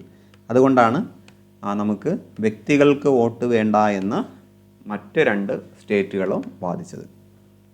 ഓക്കെ അല്ലേ? അതാകുമ്പോൾ അവർക്ക് ഗ്രൂപ്പിൻ്റെ ഓരോ വോട്ട് ഇടുമ്പോൾ തന്നെ ഇത് 2 വോട്ടായി അല്ലേ? ഇത് 2 വോട്ടായി. ഇവർക്ക് എന്തായാലും ഒരു വോട്ട് ചെയ്യാനല്ലേ പറ്റൂ. അപ്പോൾ ഇവരുടെ താല്പര്യങ്ങളൊന്നും നടക്കില്ലല്ലോ. അതായിരുന്നു ഈ ഒരു പ്രശ്നത്തിന് വഴിതെളിച്ചത്. ഓക്കെ, നമുക്ക് തുടർന്നുള്ള സംഭവങ്ങൾ താഴെ തന്നിരിക്കുന്ന ചാർട്ടിലൂടെ നമുക്ക് പരിശോധിക്കാം. 1789 ജൂലൈ 14 സ്വാതന്ത്ര്യം, സമത്വം, സാഹോദര്യം പ്രശസ്തമായിട്ടുള്ള മുദ്രാവാക്യമാണ് അല്ലേ? ലിബർട്ടി, ഇക്വാളിറ്റി, ഫ്രെറ്റേണിറ്റി എന്നീ മുദ്രാവാക്യങ്ങൾ മുഴക്കിക്കൊണ്ട് വിപ്ലവകാരികൾ ബോർബൻ രാജവാഴ്ചയുടെ, ഫ്രാൻസിലെ രാജവാഴ്ചയാണ് ബോർബൻ രാജവാഴ്ച, പ്രതീകമായിരുന്ന ബാസ്റ്റിൽ ജയിൽ തകർത്തു. ഇതിനെ ഫ്രഞ്ച് വിപ്ലവത്തിൻ്റെ ആരംഭമായി കണക്കാക്കുന്നു. അപ്പോൾ ഫ്രഞ്ച് വിപ്ലവത്തിൻ്റെ ആരംഭം 1789 789, ഓർക്കാൻ എളുപ്പമാണ് അല്ലേ? 789 ജൂലൈ 14 അവർ സ്വാതന്ത്ര്യം, സമത്വം, സാഹോദര്യം എന്ന മുദ്രാവാക്യം മുഴക്കിക്കൊണ്ട് ബാസ്റ്റിൽ ജയിൽ തകർത്തു. ബാസ്റ്റിൽ ജയിൽ ബോർബൻ രാജവാഴ്ചയുടെ പ്രതീകമായിരുന്നു. അപ്പോൾ ഇതാണ് ഫ്രഞ്ച് വിപ്ലവത്തിൻ്റെ ആരംഭം. തുടർന്ന് അതേ വർഷം തന്നെ ഓഗസ്റ്റ് 12 ദേശീയ അസംബ്ലി മനുഷ്യാവകാശ പ്രഖ്യാപനം പാസാക്കി. ദേശീയ അസംബ്ലി എന്ന് പറഞ്ഞാൽ മനസ്സിലായില്ലേ? മറ്റേ 3ാം എസ്റ്റേറ്റാണ്. 1789 ഒക്ടോബറിൽ പാരീസ് നഗരത്തിലെ ആയിരക്കണക്കിന് സ്ത്രീകൾ ഭക്ഷണം വേണം എന്ന മുദ്രാവാക്യവുമായി വേഴ്സായി കൊട്ടാരത്തിലേക്ക് പ്രകടനം നടത്തി. 1792 സെപ്റ്റംബറിൽ പുതുതായി രൂപീകരിച്ച ഭരണഘടന അനുസരിച്ച് തിരഞ്ഞെടുക്കപ്പെട്ട ദേശീയ കൺവെൻഷൻ ഫ്രാൻസിനെ ഒരു റിപ്പബ്ലിക്കായി പ്രഖ്യാപിച്ചു. അപ്പോൾ ഫ്രാൻസിനെ റിപ്പബ്ലിക്കായി പ്രഖ്യാപിക്കുന്നത് 1792 ആരാണ് പ്രഖ്യാപിക്കുന്നത്? ദേശീയ കൺവെൻഷൻ. ഓക്കെ അല്ലേ? ഭീകരവാഴ്ച 1793 ജൂലൈയിൽ ഫ്രാൻസിൻ്റെ ആഭ്യന്തര കാര്യങ്ങൾ നിയന്ത്രിക്കുന്നതിനായി റോബിസ്പിയറുടെ നേതൃത്വത്തിൽ ഒരു പൊതുസുരക്ഷാ കമ്മിറ്റി രൂപീകരിച്ചു. ഇപ്പോൾ പൊതുസുരക്ഷാ കമ്മിറ്റി രൂപീകരിച്ചത് റോബിസ്പിയറുടെ നേതൃത്വത്തിലായിരുന്നു. മിറാബോ, ഡാൻഡൻ തുടങ്ങിയവർ ഇതിലെ അംഗങ്ങളായിരുന്നു. മിറാബോ, ഡാൻഡൻ. ശത്രുക്കളെന്ന് തോന്നിയ എല്ലാവരെയും അവർ ഗില്ലറ്റിൻ എന്ന യന്ത്രം ഉപയോഗിച്ച് നിഷ്കരുണം വധിച്ചു. ഇതാണ് ഗില്ലറ്റിൻ എന്ന യന്ത്രം. ഇവിടെ കണ്ടില്ല, ആളെ ഇവിടെ കടത്തുന്നു, അയാളെ ലോക്ക് ചെയ്തുന്നു, തലയിലേക്ക് ആ ബ്ലേഡ് വലിച്ചിടുന്നു. നിരവധി പ്രഭുക്കന്മാരും പുരോഹിതന്മാരും ഇതിന് ഇരയായി. ലൂയി 16 ഭാര്യ മേരി ആൻറ്റോയിനറ്റും ഗില്ലറ്റിന് ഇരയായവരിൽ ഉൾപ്പെടുന്നു. അപ്പോൾ ലൂയി 16 ഭാര്യ മേരി ആൻറ്റോയിനറ്റ് രണ്ടുപേരെയും ഗില്ലറ്റിന് ഇരയാക്കിയാണ് ചെയ്തത്. അവസാനം ഇതിൻ്റെ നേതാവായ റോബിസ്പിയറും ഗില്ലറ്റിന് ഇരയായി. 1794 ജൂലൈ വരെ നീണ്ടുനിന്ന ഈ ഭരണം ഭീകരവാഴ്ച എന്നറിയപ്പെട്ടു. അപ്പോൾ ഭീകരവാഴ്ച എന്ന് പറയുന്നത് 1793-94 കാലഘട്ടം വരെ നീണ്ടുനിന്ന ഈ ഒരു ക്രൂരമായിട്ടുള്ള ഭരണ കാലഘട്ടമാണ്. ഇനി ഫ്രാൻസിൽ നിന്നും മറ്റിടത്തേക്ക്, അപ്പോൾ 1792 അല്ലേ, 1792 ഈ ഒരു കാലയളവ് വരെയൊക്കെ ഫ്രാൻസിലെ വിപ്ലവം വളരെ നന്നായിട്ട് കത്തി ജ്വലിച്ച് നിന്നു അല്ലേ. അപ്പോൾ ഇത് മറ്റു ഭാഗങ്ങളിലേക്ക് പടർന്നു പിടിക്കാൻ തുടങ്ങി. ഫ്രാൻസ് തുമ്മിയാൽ യൂറോപ്പിനാകെ ജലദോഷം പിടിക്കും അല്ലേ. ഫ്രാൻസിൽ നിന്ന് ഒരു അസുഖം വന്നു കഴിഞ്ഞാൽ അത് യൂറോപ്പിന് മൊത്തത്തിന് പ്രശ്നമാവും. അപ്പോൾ ഫ്രഞ്ച് വിപ്ലവത്തിൻ്റെ സ്വാധീനത്തെക്കുറിച്ച് ആസ്ട്രിയൻ ഭരണാധികാരിയായിരുന്ന മെറ്റേണിക് പറഞ്ഞ അഭിപ്രായമാണിത്. അപ്പം ആസ്ട്രിയൻ ഭരണാധികാരി മെറ്റേണിക് പറഞ്ഞ അഭിപ്രായമാണ് ഫ്രാൻസ് തുമ്മിയാൽ യൂറോപ്പിനാകെ ജലദോഷം പിടിക്കും. അപ്പോൾ എന്താണ് ഇതിൻ്റെ അർത്ഥം? ഫ്രഞ്ച് വിപ്ലവത്തിൻ്റെ സ്വാധീനമാണ്. അപ്പോൾ ഈ ഫ്രഞ്ച് വിപ്ലവത്തിൻ്റെ സ്വാധീനം എന്തൊക്കെയായിരുന്നു നോക്കാം. മധ്യവർഗത്തിൻ്റെ വളർച്ചയെ സഹായിച്ചു. നമ്മൾ നേരത്തെ പറഞ്ഞ 3ാം എസ്റ്റേറ്റ് വളർന്നു. സ്വാതന്ത്ര്യം, സമത്വം, സാഹോദര്യം എന്ന ആശയം പ്രചരിച്ചു. പിൽക്കാലത്ത് ലോകത്തുണ്ടായ എല്ലാ വിപ്ലവങ്ങൾക്കും ആവേശം പകർന്നു. അപ്പോൾ ഫ്രഞ്ച് വിപ്ലവമാണ് എല്ലാ വിപ്ലവങ്ങൾക്കും, ലോകത്തുണ്ടായ മറ്റെല്ലാ വിപ്ലവങ്ങൾക്കും ആവേശം പകർന്നത്. യൂറോപ്പിൽ ഫ്യൂഡൽ വ്യവസ്ഥയുടെ അന്ത്യം കുറിക്കുകയും സ്വേച്ഛാധിപത്യ ഭരണകൂടങ്ങൾക്ക് ഭീഷണിയാകുകയും ചെയ്തു. ഫ്രാൻസിലെ വിപ്ലവമാണ് ഫ്യൂഡൽ വ്യവസ്ഥയ്ക്ക് ഭീഷണിയായിട്ട് മാറിയത്. രാജ്യമെന്നാൽ പ്രദേശമല്ല, രാജ്യത്തെ ജനങ്ങളാണ് എന്ന പ്രഖ്യാപനവും ഫ്രഞ്ച് വിപ്ലവത്തിൻ്റെ സ്വാധീനമാണ്. ജനകീയ പരമാധികാരം എന്ന ആശയം മനുഷ്യരാശിക്ക് നൽകി. ജനകീയ പരമാധികാരം ദേശീയതയുടെ ആവിർഭാവത്തിന് വഴിയൊരുക്കിയതും ഫ്രഞ്ച് വിപ്ലവമാണ്. ഓക്കെ അല്ലേ. അപ്പോൾ ഫ്രഞ്ച് വിപ്ലവം ലോകത്തിലാകമാനം സ്വാധീനിച്ചതുപോലെ തന്നെ ഇന്ത്യയും സ്വാധീനിച്ചിട്ടുണ്ട്. ഫ്രഞ്ച് വിപ്ലവവും ഇന്ത്യയും. ലോകത്താകമാനം സ്വാധീനം ചെലുത്തിയ ഫ്രഞ്ച് വിപ്ലവം മൈസൂരിലെ ഭരണാധികാരിയായിരുന്ന ടിപ്പു സുൽത്താനെയും സ്വാധീനിച്ചു. ബ്രിട്ടീഷ് സാമ്രാജ്യത്തിനെതിരായി പോരാടാനുള്ള ഒരു തന്ത്രമായി ടിപ്പു ഫ്രഞ്ചുകാരുമായുള്ള സഖ്യത്തെ കണക്കാക്കി. അപ്പോൾ അദ്ദേഹം ഫ്രഞ്ചുകാരുമായിട്ട് സഖ്യം ചേർന്നത് ഈ ഒരു കാര്യത്തിന് വേണ്ടിയാണ്. പൗരനായ ടിപ്പു എന്ന പേര് സ്വീകരിച്ച അദ്ദേഹം ഫ്രഞ്ച് വിപ്ലവത്തിൻ്റെ ഓർമ്മയ്ക്കായി തൻ്റെ തലസ്ഥാനമായ ശ്രീരംഗപട്ടണത്ത് സ്വാതന്ത്ര്യത്തിൻ്റെ മരം നടുകയും ചെയ്തു. അപ്പോൾ സ്വാതന്ത്ര്യത്തിൻ്റെ മരം എന്ന ആ ഒരു ഓർമ്മ സ്ഥാപിച്ചത്, അല്ലെങ്കിൽ ഓർമ്മയ്ക്ക് വേണ്ടി സ്വാതന്ത്ര്യത്തിൻ്റെ മരം സ്ഥാപിച്ചത് ടിപ്പു സുൽത്താനാണ്, ശ്രീരംഗപട്ടണത്താണ്. ഫ്രഞ്ച് ക്ലബ്ബായ ജാക്കോബിനിൽ അദ്ദേഹം അംഗമായിരുന്നു. അപ്പോൾ ഇതൊക്കെ ടിപ്പു സുൽത്താനെ കുറിച്ചുള്ള പ്രസ്താവനകൾ വരുന്ന സമയത്ത് നമുക്കിതൊക്കെ ആവശ്യം വരും കേട്ടോ. ഫ്രഞ്ച് ക്ലബ്ബായ ജാക്കോബിനിൽ അദ്ദേഹം അംഗമായിരുന്നു എന്നൊക്കെ ചിലപ്പോൾ നമ്മൾ സംശയിച്ചു പോകും അല്ലേ. ഓക്കെ അല്ലേ. ഇനി ഇതാണ് ഫ്രഞ്ച് വിപ്ലവത്തിൻ്റെ ആ ഒരു പ്രഖ്യാപനം, സ്വാതന്ത്ര്യ പ്രഖ്യാപനം. സ്വതന്ത്രനായി ജനിക്കുന്ന മനുഷ്യൻ തുല്യ അവകാശങ്ങളോടെ സ്വതന്ത്രനായി ജീവിക്കുന്നു. എല്ലാ രാഷ്ട്രീയ കൂട്ടായ്മകളുടെയും ലക്ഷ്യം മനുഷ്യൻ്റെ സ്വാഭാവികവും അവിഭാജ്യവുമായ അവകാശങ്ങൾ സംരക്ഷിക്കുക എന്നതാണ്. അവ സ്വാതന്ത്ര്യം, സ്വത്ത്, സുരക്ഷിതത്വം, അടിച്ചമർത്തലുകളെ ചെറുക്കൽ എന്നിവയ്ക്കുള്ള അവകാശമാണ്. എല്ലാ പരമാധികാരവും രാഷ്ട്രത്തിൽ കുടികൊള്ളുന്നു. മറ്റുള്ളവർക്ക് ഹാനികരമല്ലാത്ത പ്രവർത്തനങ്ങൾ നടത്താനുള്ള അധികാരമാണ് സ്വാതന്ത്ര്യം. സമൂഹത്തിന് ഹാനികരമാകുന്ന പ്രവർത്തനങ്ങളെ വിലക്കാനുള്ള അവകാശം മാത്രമേ നിയമത്തിനുള്ളൂ. ഇതൊക്കെ ആ ഒരു പ്രഖ്യാപനത്തിൽ പെടുന്നതാണ് കേട്ടോ, മനുഷ്യാവകാശ പ്രഖ്യാപനത്തിൽ പെടുന്നതാണ്. ഓക്കെ അല്ലേ.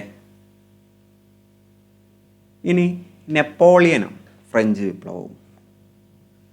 മഹത്തായ ലക്ഷ്യങ്ങൾക്കായി വിപ്ലവം നടത്തിയ ഫ്രഞ്ച് ജനതയ്ക്ക് കുറച്ചു കാലം നെപ്പോളിയൻ ബോണപ്പാർട്ടിൻ്റെ ഏകാധിപത്യ ഭരണത്തിന് കീഴിൽ കഴിയേണ്ടി വന്നു. ഫ്രഞ്ച് വിപ്ലവാനന്തരം ബ്രിട്ടൻ്റെ നേതൃത്വത്തിൽ ഫ്രാൻസിനെതിരായി രൂപീകരിക്കപ്പെട്ട യൂറോപ്യൻ സഖ്യത്തെ നേരിട്ട് വിജയം വരിക്കുന്നതിൽ സുപ്രധാന പങ്ക് വഹിച്ചതും നെപ്പോളിയനാണ്. അപ്പോൾ യൂറോപ്യൻ സഖ്യത്തെ നേരിട്ട് വിജയം വരിക്കാൻ ഫ്രാൻസിനെ സഹായിച്ചതും നെപ്പോളിയനാണ്. 1799 അദ്ദേഹം ഫ്രാൻസിൻ്റെ അധികാരം പിടിച്ചെടുത്തു. അപ്പം നെപ്പോളിയൻ ഇപ്പോൾ ഈ ഒരു വിപ്ലവങ്ങൾക്ക് ശേഷമാണ് അദ്ദേഹം ഫ്രാൻസിൻ്റെ അധികാരം പിടിച്ചെടുക്കുന്നത് അല്ലേ. 1799 ഒരു ഏകാധിപതിയായിരുന്നുവെങ്കിലും നിരവധി പരിഷ്കാരങ്ങൾ അദ്ദേഹം നടപ്പിലാക്കി. ഫ്രഞ്ച് വിപ്ലവം മുന്നോട്ട് വെച്ച ചില ആശയങ്ങളും ലക്ഷ്യങ്ങളുമായിരുന്നു ഈ പരിഷ്കാരങ്ങൾക്ക് പ്രചോദനമായത്. അപ്പോൾ അദ്ദേഹം ഏകാധിപതിയാണ് എങ്കിലും അവിടുത്തെ ആളുകൾക്ക് വേണ്ടി ചില കാര്യങ്ങളൊക്കെ അദ്ദേഹം ചെയ്തിരുന്നു. അതേതൊക്കെയാണെന്ന് നമുക്ക് നോക്കാം. കർഷകരെ കൃഷിഭൂമിയുടെ ഉടമകളാക്കി. പൊതുകടം ഇല്ലാതാക്കാൻ സിങ്കിങ് ഫണ്ട് എന്ന പേരിൽ ഒരു പ്രത്യേക ഫണ്ട് രൂപീകരിച്ചു. അപ്പോൾ സിങ്കിങ് ഫണ്ട് എന്ന പ്രത്യേക ഫണ്ട് രൂപീകരിച്ചത് നെപ്പോളിയനാണ്. പൊതുകടം ഇല്ലാതാക്കാൻ വേണ്ടിയാണ് അത് രൂപീകരിച്ചത്. ഗതാഗത പുരോഗതിക്കായി നിരവധി റോഡുകൾ നിർമ്മിച്ചു. പുരോഹിതന്മാരുടെ മേൽ രാജ്യത്തിൻ്റെ നിയന്ത്രണം ഏർപ്പെടുത്തി. അതുവരെ പുരോഹിതന്മാർ മുഴുവൻ സ്വാതന്ത്ര്യത്തിലായിരുന്നു അല്ലേ, മറ്റുള്ളവരെല്ലാം അവരുടെ നിയന്ത്രണത്തിലായിരുന്നു. അപ്പോൾ അത് നിയന്ത്രിക്കാൻ നമ്മുടെ നെപ്പോളിയന് കഴിഞ്ഞു. സാമ്പത്തിക പ്രവർത്തനങ്ങൾക്കായി ബാങ്ക് ഓഫ് ഫ്രാൻസ്, അപ്പോൾ ബാങ്ക് ഓഫ് ഫ്രാൻസ് സ്ഥാപിച്ചതും നെപ്പോളിയനാണ്. നിലവിലുള്ള നിയമങ്ങൾ ക്രോഡീകരിച്ച് ഒരു പുതിയ നിയമസംഹിത ഉണ്ടാക്കുന്നതും നെപ്പോളിയനാണ്. ഇപ്പോൾ ഇവിടെ റൂസോയെക്കുറിച്ച് കുറച്ച് കാര്യങ്ങൾ പറഞ്ഞിട്ടുണ്ട്, അതും കൂടെ നോക്കിയിട്ട് നമുക്ക് പോകാം. റൂസോയും മനുഷ്യാവകാശ പ്രഖ്യാപനം നമ്മൾ മുകളിൽ വായിച്ചു അല്ലേ. ഫ്രഞ്ച് ചിന്തകനായ റൂസോയുടെ ആശയങ്ങളാണ് ദേശീയ അസംബ്ലി തയ്യാറാക്കിയ മനുഷ്യാവകാശ പ്രഖ്യാപനത്തിൽ പ്രതിഫലിക്കുന്നത്. അദ്ദേഹത്തിൻ്റെ പ്രശസ്ത ഗ്രന്ഥമാണ് സോഷ്യൽ കോൺട്രാക്റ്റ്. അപ്പോൾ സോഷ്യൽ കോൺട്രാക്റ്റ് എന്ന പുസ്തകം റൂസോയുടേതാണ്. ഭരിക്കുന്നവരും ഭരിക്കപ്പെടുന്നവരും തമ്മിലുള്ള ഒരു സാമൂഹിക ഉടമ്പടിയുടെ ഫലമാണ് ഭരണകൂടം എന്ന് അദ്ദേഹം അഭിപ്രായപ്പെട്ടു. അപ്പോൾ അദ്ദേഹത്തിൻ്റെ അഭിപ്രായത്തിൽ ഭരിക്കുന്നവരും ഭരിക്കപ്പെടുന്നവരും തമ്മിലുള്ള ഒരു സാമൂഹിക ഉടമ്പടിയുടെ ഫലമാണ് ഭരണകൂടം. റൂസോയുടെ അഭിപ്രായമാണ്. സോ നമുക്ക് നെപ്പോളിയനിലേക്ക് തിരിച്ചു വരാം. നെപ്പോളിയൻ്റെ കാലഘട്ടത്തിൽ ഫ്രാൻസിൽ ദേശീയത ശക്തിപ്പെട്ടു. യൂറോപ്യൻ രാജ്യങ്ങളെ ഒന്നായി ആക്രമിച്ച നെപ്പോളിയൻ്റെ പരിഷ്കാരങ്ങൾ യൂറോപ്പിലാകമാനം വ്യാപിപ്പിക്കുമോ എന്ന് മറ്റ് യൂറോപ്യൻ രാജ്യങ്ങൾ ഭയപ്പെട്ടു. ഇംഗ്ലണ്ടിൻ്റെ നേതൃത്വത്തിൽ അവർ സംഘടിച്ചു. നെപ്പോളിയനെ അല്ല, ഫ്രഞ്ച് വിപ്ലവത്തിൻ്റെ ആശയങ്ങളെയാണ് അവർ ഭയപ്പെട്ടത്. അപ്പോൾ അദ്ദേഹം ഫ്രഞ്ച് വിപ്ലവത്തിൻ്റെ പല ആശയങ്ങൾ നടപ്പിലാക്കാൻ ശ്രമിച്ചു. അപ്പോൾ അത് മറ്റുള്ള ആളുകൾക്ക് പേടിയായിരുന്നു. 1815 നടന്ന വാട്ടർലൂ യുദ്ധത്തിൽ യൂറോപ്യൻ സഖ്യസൈന്യത്തോട് പരാജയപ്പെട്ട നെപ്പോളിയൻ അദ്ദേഹത്തിന് അധികാരം നഷ്ടപ്പെട്ടു. അപ്പോൾ നെപ്പോളിയൻ പരാജയപ്പെട്ടത് വാട്ടർലൂ യുദ്ധത്തിലാണ്. ഓക്കെ അല്ലേ. അപ്പോൾ ഫ്രഞ്ച് വിപ്ലവം മുന്നോട്ട് വെച്ച ആശയങ്ങളും നെപ്പോളിയൻ്റെ പരിഷ്കാരങ്ങളും നയങ്ങളും നിങ്ങളൊന്ന് കമ്പയർ ചെയ്യുക, ഇവിടെ ഒന്ന് രേഖപ്പെടുത്തുക. സോ ഇങ്ങനെയുള്ള ആക്ടിവിറ്റീസ് ഞാൻ നിങ്ങളോട് ചെയ്യാൻ നിർദ്ദേശിക്കുന്നുണ്ട്. അപ്പോൾ നിങ്ങളത് എത്രമാത്രം ചെയ്യുന്നുണ്ട് ഇല്ലയെന്ന് അറിയില്ല. എന്തായാലും നമ്മുടെ ചാനലിൽ സബ്സ്ക്രൈബേഴ്സ് നമ്മൾ ഉദ്ദേശിക്കുന്നത് പോലെ കൂടുകയാണെങ്കിൽ ഇത്തരം ആക്ടിവിറ്റീസ് ചെയ്യാൻ നിങ്ങളെ സഹായിക്കുന്നതിന് വേണ്ടി ഒരു ടെലഗ്രാം ഗ്രൂപ്പ് കൂടി ക്രിയേറ്റ് ചെയ്യാൻ ഉദ്ദേശിക്കുന്നുണ്ട്. സോ ഞാനതിൻ്റെ ലിങ്ക് ഈ ഒരു വീഡിയോയുടെ കമൻറ്റ് ബോക്സിലേക്ക് ഇട്ടേക്കാം. ടെലഗ്രാം ഗ്രൂപ്പ് ആക്റ്റീവായിട്ട് തുടങ്ങിയിട്ടില്ല. നിങ്ങളുടെ പ്രതികരണം അനുസരിച്ച് അത് പതിയെ ആക്റ്റീവ് ആകുന്നതാണ്. നമുക്കതിനകത്ത് മോഡൽ ക്വസ്റ്റ്യൻസും ക്യൂസും PYQ എല്ലാം നിങ്ങൾക്ക് പ്രാക്ടീസ് ചെയ്യാൻ കിട്ടുന്നതാണ്. ലാറ്റിൻ അമേരിക്കൻ വിപ്ലവം മാച്ചു പിച്ചുവിൻ്റെ ഉയരങ്ങൾ എന്ന പേരിൽ പാബ്ലോ നെരൂദ എഴുതിയ പുസ്തകത്തിലെ വരികളാണ്. ഇതായിരുന്നു വീട്, ഇതാണ് സ്ഥലം, ചോളത്തിൻ്റെ കൊഴുത്ത കതിരുകൾ ഉയർന്നു പൊങ്ങിയത് ഇവിടെയാണവ ചുവന്ന ഹിമപാതം പോലെ വീണ്ടും വീണ്ടും കൊഴിഞ്ഞു വീണത്. ചെമ്മരിയാടിൽ നിന്ന് സ്വർണ്ണ നാണയങ്ങൾ അഴിച്ചെടുക്കപ്പെട്ടത് ഇവിടെയാണ്. കാമുകിമാർക്കും ശ്മശാനങ്ങൾക്കും സമ്രാട്ടിനും അമ്മമാർക്കും പ്രാർത്ഥനകൾക്കും പടയാളികൾക്കും ഉടുപ്പ് തുന്നുവാൻ മാച്ചു പിച്ചു നീ കുഴിച്ചുമൂടിയ അടിമയെ എനിക്ക് തരൂ. അപ്പോൾ ഇത് പാബ്ലോ നെരൂദ എഴുതിയ ഒരു കവിത പോലെ ഉള്ളൊരു ശകലമാണ്. അപ്പോൾ ഇതിൽ അദ്ദേഹം പറയുന്നത് ലാറ്റിൻ അമേരിക്കൻ്റെ സംസ്കാരത്തെക്കുറിച്ചാണ് അല്ലേ. സോ നമുക്കതിലേക്ക് വരാം. തെക്കേ അമേരിക്കയിലെ പ്രാചീന സംസ്കാരത്തിൻ്റെ കേന്ദ്രങ്ങളിൽ ഒന്നാണ് മാച്ചു പിച്ചു അല്ലെ. അവിടെ കണ്ട കാഴ്ചകളാണ് ലാറ്റിൻ അമേരിക്കൻ കവി പാബ്ലോ നെരൂദ മുകളിൽ എഴുതിയിരിക്കുന്നത്. അപ്പോൾ ഇവിടെ അദ്ദേഹം സൂചിപ്പിച്ചത് നല്ല വിഭവ സമൃദ്ധമാണ് അല്ലേ മാച്ചു പിച്ചു. അതേപോലെ ചോള കൃഷി ഉണ്ടായിരുന്നു, ചെമ്മരി ആടുകളെ വളർത്തിയിരുന്നു, സമ്പത്തുണ്ടായിരുന്നു. അപ്പോൾ നല്ല കാർഷിക വിളകൾ, പ്രത്യേകിച്ച് ചോള കൃഷി ഉണ്ടായിരുന്ന നല്ല സമ്പദ് സമൃദ്ധമായ വ്യാപാര കച്ചവടങ്ങൾ കൊണ്ട് സമ്പുഷ്ടമായിട്ടുള്ളൊരു സ്ഥലമായിരുന്നു, ഒരു പ്രദേശമായിരുന്നു ഇത്. ഈ സാമ്പത്തികാഭിവൃദ്ധിയെ ചൂഷണം ചെയ്താണ് സ്പെയിനുകാരും പോർച്ചുഗീസുകാരും ലാറ്റിൻ അമേരിക്കയെ കോളനിയാക്കിയത്. അപ്പം ലാറ്റിൻ അമേരിക്കയെ കോളനിയാക്കിയത് സ്പെയിൻകാരും പോർച്ചുഗീസുകാരും. അപ്പോൾ നേരത്തെ നമ്മൾ വടക്കേ അമേരിക്കയുടെ കാര്യമാണ് പറഞ്ഞത്, ഇത് ലാറ്റിൻ അമേരിക്കയാണ്. ലാറ്റിൻ അമേരിക്കയെ കോളനിയാക്കിയത് സ്പെയിനുകാരും പോർച്ചുഗീസുകാരും. കോളനി ഭരണം ജനജീവിതത്തെ എങ്ങനെയാണ് ബാധിച്ചതെന്ന് നമുക്ക് നോക്കാം. സ്പെയിൻകാരും പോർച്ചുഗീസുകാരും തങ്ങളുടെ ഭാഷയും മതവും ആചാരവും എല്ലാം അവിടെ പ്രചരിപ്പിച്ചു. സ്പാനിഷ് ശൈലിയിൽ വീടുകളും ദേവാലയങ്ങളും നിർമ്മിക്കപ്പെടുകയും വിദ്യാലയങ്ങൾ സ്ഥാപിക്കുകയും ചെയ്തു. സ്പാനിഷ് കൃഷിരീതികളും കാർഷിക വിളകളും കോളനികളിൽ നടപ്പിലാക്കി. അപ്പം അവരുടേതായിട്ടുള്ള എല്ലാ കാര്യങ്ങളും എന്ത് ചെയ്തു? ലാറ്റിൻ അമേരിക്കയിൽ കൊണ്ടുവരാൻ ശ്രമിച്ചു. യൂറോപ്പിൽ നിന്ന് പുതിയ രോഗങ്ങൾ ലാറ്റിൻ അമേരിക്കൻ ജനങ്ങളിലേക്ക് പകർന്നു. കൂടാതെ അവരിൽ നിന്നുള്ള അസുഖങ്ങളും ഇങ്ങോട്ട് കൊടുത്തു. എല്ലാ രംഗങ്ങളിലും വംശീയ വിവേചനം പുലർത്തി. ലാറ്റിൻ അമേരിക്കൻ ജനതയുടെ സ്വത്തും സമ്പത്തും വിഭവങ്ങളും കൊള്ളയടിച്ചു. കോളനിക്കാരെ അടിമകളെ പോലെ പണിയെടുപ്പിച്ചു. Jose de San Martin, Francisco Miranda, Simon Bolivar എന്നിവരുടെ നേതൃത്വത്തിലുണ്ടായ വിപ്ലവത്തിലൂടെ ലാറ്റിൻ അമേരിക്കൻ രാജ്യങ്ങൾ സ്വതന്ത്രമാവാൻ തുടങ്ങി. അപ്പോൾ ലാറ്റിൻ അമേരിക്കൻ രാജ്യങ്ങൾ സ്വതന്ത്രമാകാൻ പ്രയത്നിച്ച ആളുകളാണ് Jose de San Martin, Francisco Miranda, Simon Bolivar. 3 പേരുകളും ഓർത്തിരിക്കുക. ഇനി റഷ്യൻ വിപ്ലവത്തെക്കുറിച്ച് മാക്സിം ഗോർക്കി എഴുതിയ വരികളാണ്. ഞാൻ പെട്ടെന്ന് വായിക്കുകയാണ്, കാരണം ഇതിൽ നിന്നാണ് താഴെ പറയുന്ന കുറച്ച് പ്രസ്താവനകൾ പറയുന്നത്, അതുകൊണ്ടാണ് ഞാൻ വായിക്കുന്നത്. ഞങ്ങൾ തൊഴിലാളികളാണ്. കുട്ടികളുടെ കളിപ്പാട്ടങ്ങൾ തൊട്ട് കൂറ്റൻ യന്ത്രങ്ങൾ വരെ സർവ്വത് നിർമ്മിക്കുന്നത് ഞങ്ങളുടെ അധ്വാനം കൊണ്ടാണ്. എന്നാൽ അതേസമയം തന്നെ സ്വന്തം മനുഷ്യാഭിമാനത്തിന് വേണ്ടി പൊരുതാനുള്ള അവകാശം പോലും നിഷേധിക്കപ്പെട്ടവരാണ് ഞങ്ങളെ ആർക്ക് വേണമെങ്കിലും അവരുടെ കാര്യസാധ്യത്തിന് ഉപയോഗിക്കാം.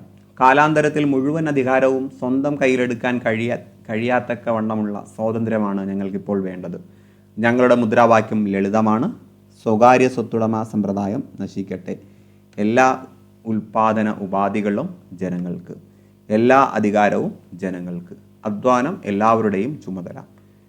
ഞങ്ങൾ വെറും കലാപകാരികളല്ലെന്ന് നിങ്ങൾക്കിപ്പോൾ മനസ്സിലാക്കാമല്ലോ. ഞങ്ങൾ വിപ്ലവകാരികളാണ്. ഒരു കൂട്ടം ആളുകൾ ആജ്ഞാപിക്കാൻ മാത്രം, മറ്റൊരു കൂട്ടർ പണിയെടുക്കാൻ മാത്രം. ഇത് ഉള്ള കാലത്തോളം ഞങ്ങൾ വിപ്ലവകാരികളായിട്ട് തുടരുക തന്നെ ചെയ്യും. അപ്പോൾ അടിച്ചമർത്തപ്പെട്ട് അടിമകളെ പോലെ നിൽക്കുന്ന കുറച്ച് ആളുകളുടെ ധീരമായിട്ടുള്ള വരികളാണല്ലേ. ഇത് മാക്സിം ഗോർക്കി എന്ന എഴുത്തുകാരൻ അമ്മ എന്ന കൃതിയിൽ എഴുതിയ വാക്കുകളാണ്. അപ്പോൾ മാക്സിം ഗോർക്കി എന്ന ലോകപ്രസിദ്ധ റഷ്യൻ സാഹിത്യകാരൻ അമ്മ എന്ന നോവലിൽ രേഖപ്പെടുത്തിയ വാക്കുകളാണ് നമ്മൾ വായിച്ചത്. അക്കാലത്തെ റഷ്യയിലെ തൊഴിലാളികളുടെയും കർഷകരുടെയും സ്ഥിതിയും അവരുടെ ലക്ഷ്യങ്ങളും ഇതിൽ നമുക്ക് കാണാൻ കഴിയും. സോ അന്നത്തെ ആളുകൾ മുന്നോട്ട് വെച്ച കാര്യങ്ങൾ എന്തൊക്കെയാണ്? സ്വകാര്യ സ്വത്തുടമ സമ്പ്രദായം അവസാനിപ്പിക്കണം, എല്ലാവരും അധ്വാനിക്കണം, അവർക്ക് സ്വാതന്ത്ര്യം കിട്ടണം അല്ലേ, സമ്പത്തും മറ്റും എല്ലാവരുടെ ഇടയിലും വീതിക്കണം, എല്ലാവർക്കും അതിനുള്ള അവകാശം കൊടുക്കണം. ഇത്തരത്തിലുള്ള കാര്യങ്ങളാണ് അവർ മുന്നോട്ട് വെച്ചത്. ഇങ്ങനെ മുന്നോട്ട് വയ്ക്കാൻ അവരെ പ്രേരിപ്പിച്ച കാര്യങ്ങൾ എന്തൊക്കെയാണ്? റഷ്യ ഭരിച്ചിരുന്ന സാർ ചക്രവർത്തിമാരുടെ ഏകാധിപത്യത്തിന് കീഴിൽ കർഷകരും ഫാക്ടറി തൊഴിലാളികളും ദുരിതപൂർണമായ ജീവിതമാണ് നയിച്ചത്. അപ്പോൾ റഷ്യ ഭരിച്ചിരുന്നത് സാർ ചക്രവർത്തിമാരായിരുന്നു. അവർ ഏകാധിപതിമാരായിരുന്നു. അവരുടെ കീഴിൽ വളരെ ദുരിതത്തിലായിരുന്നു മറ്റുള്ള ആളുകൾ. റഷ്യയുടെ കാർഷിക മേഖലയിലെ കുറഞ്ഞ ഉൽപ്പാദനം കർഷകരുടെ വരുമാനത്തെ ബാധിച്ചു. കൂടാതെ ഭൂരഹിതരായ അവർ നികുതി ഭാരവും വഹിക്കേണ്ടി വന്നു. അപ്പോൾ ഭൂമിയില്ലെങ്കിൽ കൂടിയും നികുതി കൊടുക്കേണ്ടി വന്ന അവസ്ഥയാണ് റഷ്യയിലെ കർഷകർക്കും തൊഴിലാളികൾക്കും. പ്രകൃതി വിഭവങ്ങൾ കൊണ്ട് സമ്പന്നമായിരുന്ന റഷ്യയുടെ വ്യാവസായിക ഉൽപ്പന്നം തുച്ഛമായിരുന്നു. ഉള്ള വ്യവസായങ്ങളിൽ ഭൂരിഭാഗവും വിദേശികളാണ് നിയന്ത്രിച്ചിരുന്നത്. അപ്പോൾ വ്യവസായം വിദേശികളുടെ കയ്യിലായിരുന്നു. അവിടുത്തെ ആളുകൾക്ക് ഒരു തരത്തിലുള്ള സ്വാതന്ത്ര്യവും ഇല്ലായിരുന്നു.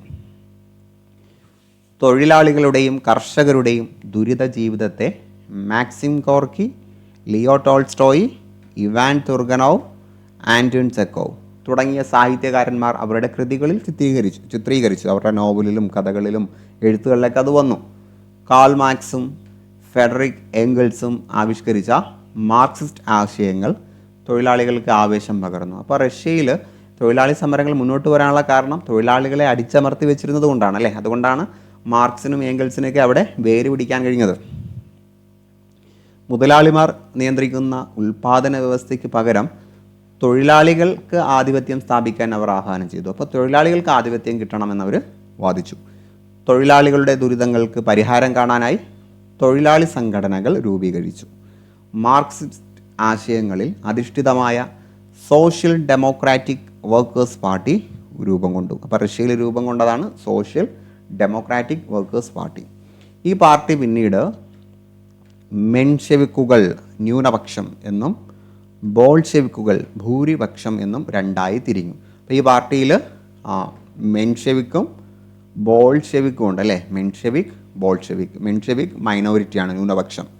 ബോൾഷെവിക് മെജോറിറ്റിയാണ്. ലെനിൻ, ട്രോട്സ്കി തുടങ്ങിയവർ ബോൾഷെവിക് പാർട്ടിക്ക് നേതൃത്വം നൽകി. അപ്പോൾ ലെനിനും ട്രോട്സ്കിയാണ് ബോൾഷെവിക് അഥവാ ഭൂരിപക്ഷത്തിൻ്റെ നേതാക്കന്മാർ. അലക്സാണ്ടർ കെറാൻസ്കിയാണ് മെൻഷെവിക്കുകൾക്ക് നേതൃത്വം നൽകിയത്, അതായത് ന്യൂനപക്ഷത്തിന്. 1905 നടന്ന റഷ്യ ജപ്പാൻ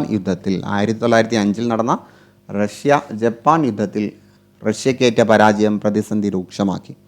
രാഷ്ട്രീയ അവകാശങ്ങളും സാമ്പത്തിക പരിഷ്കാരങ്ങളും ആവശ്യപ്പെട്ട് തൊഴിലാളികൾ പെട്രോഗ്രാഡ് എന്ന സ്ഥലത്ത് 1905 ജനുവരി 9 പ്രകടനം നടത്തി. ഇതിനു നേരെ പട്ടാളം വെടിവെച്ചു. 100 കണക്കിന് തൊഴിലാളികൾ കൊല്ലപ്പെട്ടു. ഈ സംഭവം രക്തരൂക്ഷിതമായ ഞായറാഴ്ച, ബ്ലഡി സൺഡേ, രക്തരൂക്ഷിതമായ ഞായറാഴ്ച എന്നറിയപ്പെടുന്നത് 1905 ജനുവരി 9 തൊഴിലാളികൾ പെട്രോഗ്രാഡ് എന്ന സ്ഥലത്ത് ഒരുമിച്ചുകൂടി. അവർക്ക് നേരെ നടന്ന വെടിവയ്പ്പാണ്, പട്ടാളം നടത്തിയ വെടിവയ്പ്പാണ് രക്തരൂക്ഷിതമായ ഞായറാഴ്ച എന്ന് അറിയപ്പെടുന്നത്. സമരങ്ങൾ നടത്താനായി ഈ കാലഘട്ടത്തിൽ തൊഴിലാളികളുടെ സംഘങ്ങൾ റഷ്യയിലെമ്പാടും രൂപീകരിച്ചു. ഇവ സോവിയറ്റുകൾ എന്നറിയപ്പെടുന്നു. അപ്പോൾ റഷ്യയിൽ രൂപീകരിക്കപ്പെട്ട തൊഴിലാളികളുടെ സംഘമാണ് സോവിയറ്റുകൾ. സമരം ശക്തമായതിനെ തുടർന്ന് ദ്യൂമ എന്ന നിയമനിർമ്മാണ സഭ രൂപീകരിക്കാൻ ചക്രവർത്തി നിർബന്ധിതനായി. അപ്പോൾ ദ്യൂമ എന്ന് പറയുന്നത് റഷ്യയിലെ നിയമനിർമ്മാണ സഭയാണ്. അപ്പോൾ ഇവിടെ ഒരു പോയിന്റ് ഉണ്ട്, അത് നമുക്ക് വായിച്ചിട്ട് വരാം. ബാറ്റിൽഷിപ്പ് പൊട്ടേൻകിൻ, റഷ്യൻ ചലച്ചിത്ര സംവിധായകൻ സെർഗി ഐസൻസ്റ്റീൻ സംവിധാനം ചെയ്ത വിഖ്യാത ചലച്ചിത്രമാണ് ഈ ബാറ്റിൽഷിപ്പ് പൊട്ടേൻകിൻ എന്ന് പറയുന്നത്. സാർ ചക്രവർത്തിമാരുടെ ഭരണകാലഘട്ടത്തിലെ ഒരു യഥാർത്ഥ സംഭവത്തെ അധികരിച്ചാണ് ഈ നിശബ്ദ സിനിമ രൂപം കൊണ്ടത്. അപ്പോൾ ഒരു നിശബ്ദ സിനിമയാണ്. കരിങ്കടലിലെ റഷ്യൻ യുദ്ധക്കപ്പലായ പൊട്ടാൻകീനിൽ അസംതൃപ്തരായ നാവികർ നടത്തിയ കലാപം. അപ്പോൾ ഒരു കപ്പലിൽ നാവികർ നടത്തിയ കലാപമാണ്. ആ കപ്പലിൻ്റെ പേരാണ് പൊട്ടൻകീൻ എന്ന് പറയുന്നത്. ഒരു രാഷ്ട്രീയ സമരമായി പരിണമിച്ചതിൻ്റെ ദൃശ്യാവിഷ്കാരമാണ് ഈ ചലച്ചിത്രം. ജോൺ റീഡിൻ്റെ ലോകത്തെ പിടിച്ചുകുലുക്കിയ 10 ദിവസം എന്ന പുസ്തകത്തെ ആസ്പദമാക്കിയാണ് ഈ ചലച്ചിത്രം. ഇത് സംവിധാനം ചെയ്തത് സെർഗി ഐസൻസ്റ്റീനാണ്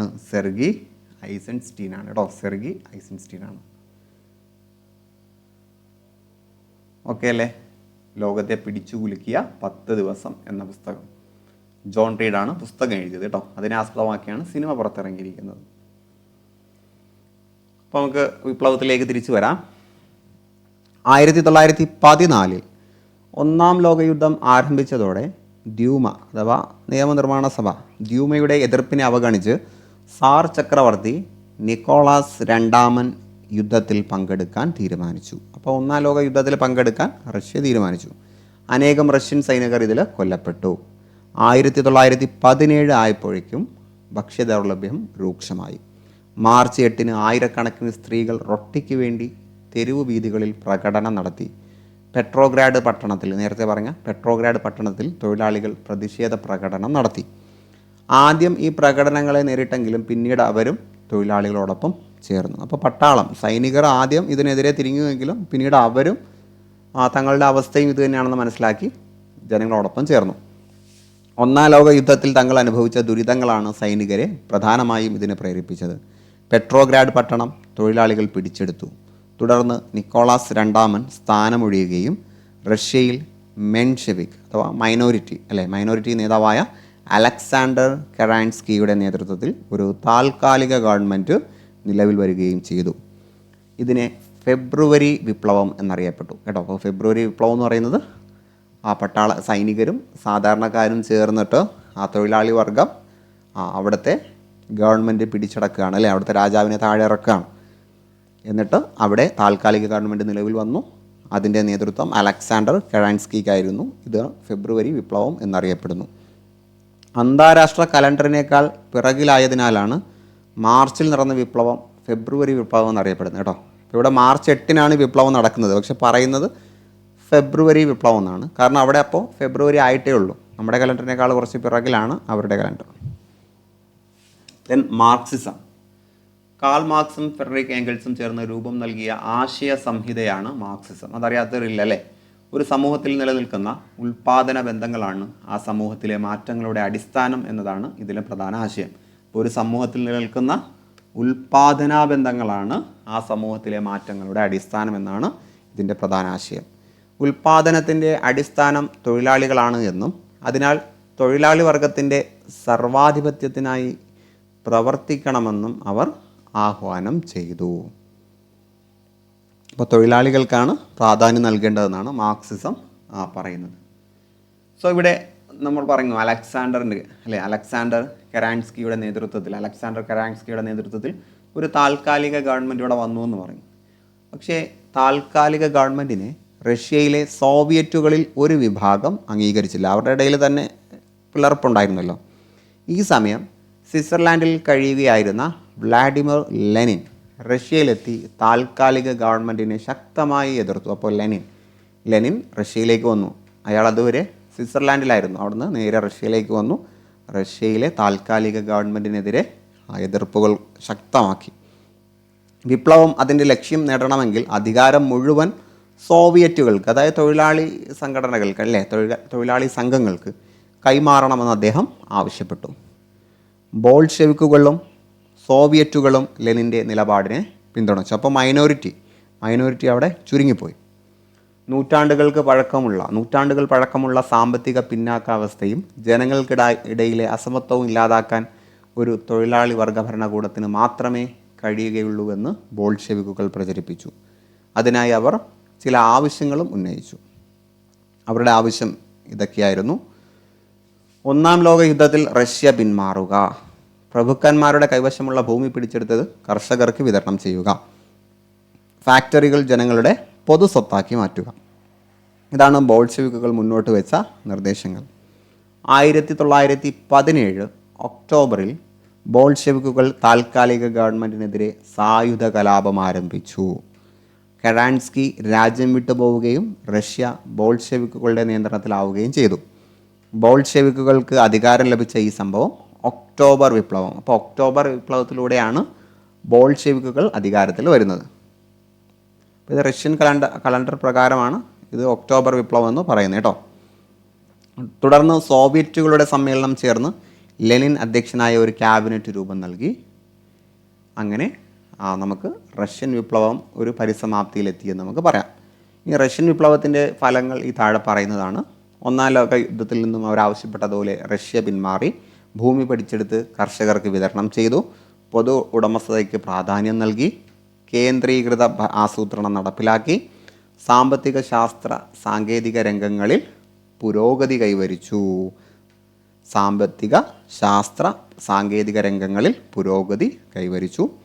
1924 പുതിയ ഭരണഘടന നിലവിൽ വന്നു. സോവിയറ്റ് റിപ്പബ്ലിക്കുകൾ കൂടിച്ചേർന്ന് സോവിയറ്റ് യൂണിയൻ രൂപീകരിക്കപ്പെടുകയും ചെയ്തു. അപ്പോൾ 1924 പുതിയ ഭരണഘടന നിലവിൽ വന്നു. ശേഷമാണ് USSR സോവിയറ്റ് യൂണിയൻ നിലവിൽ വരുന്നത്.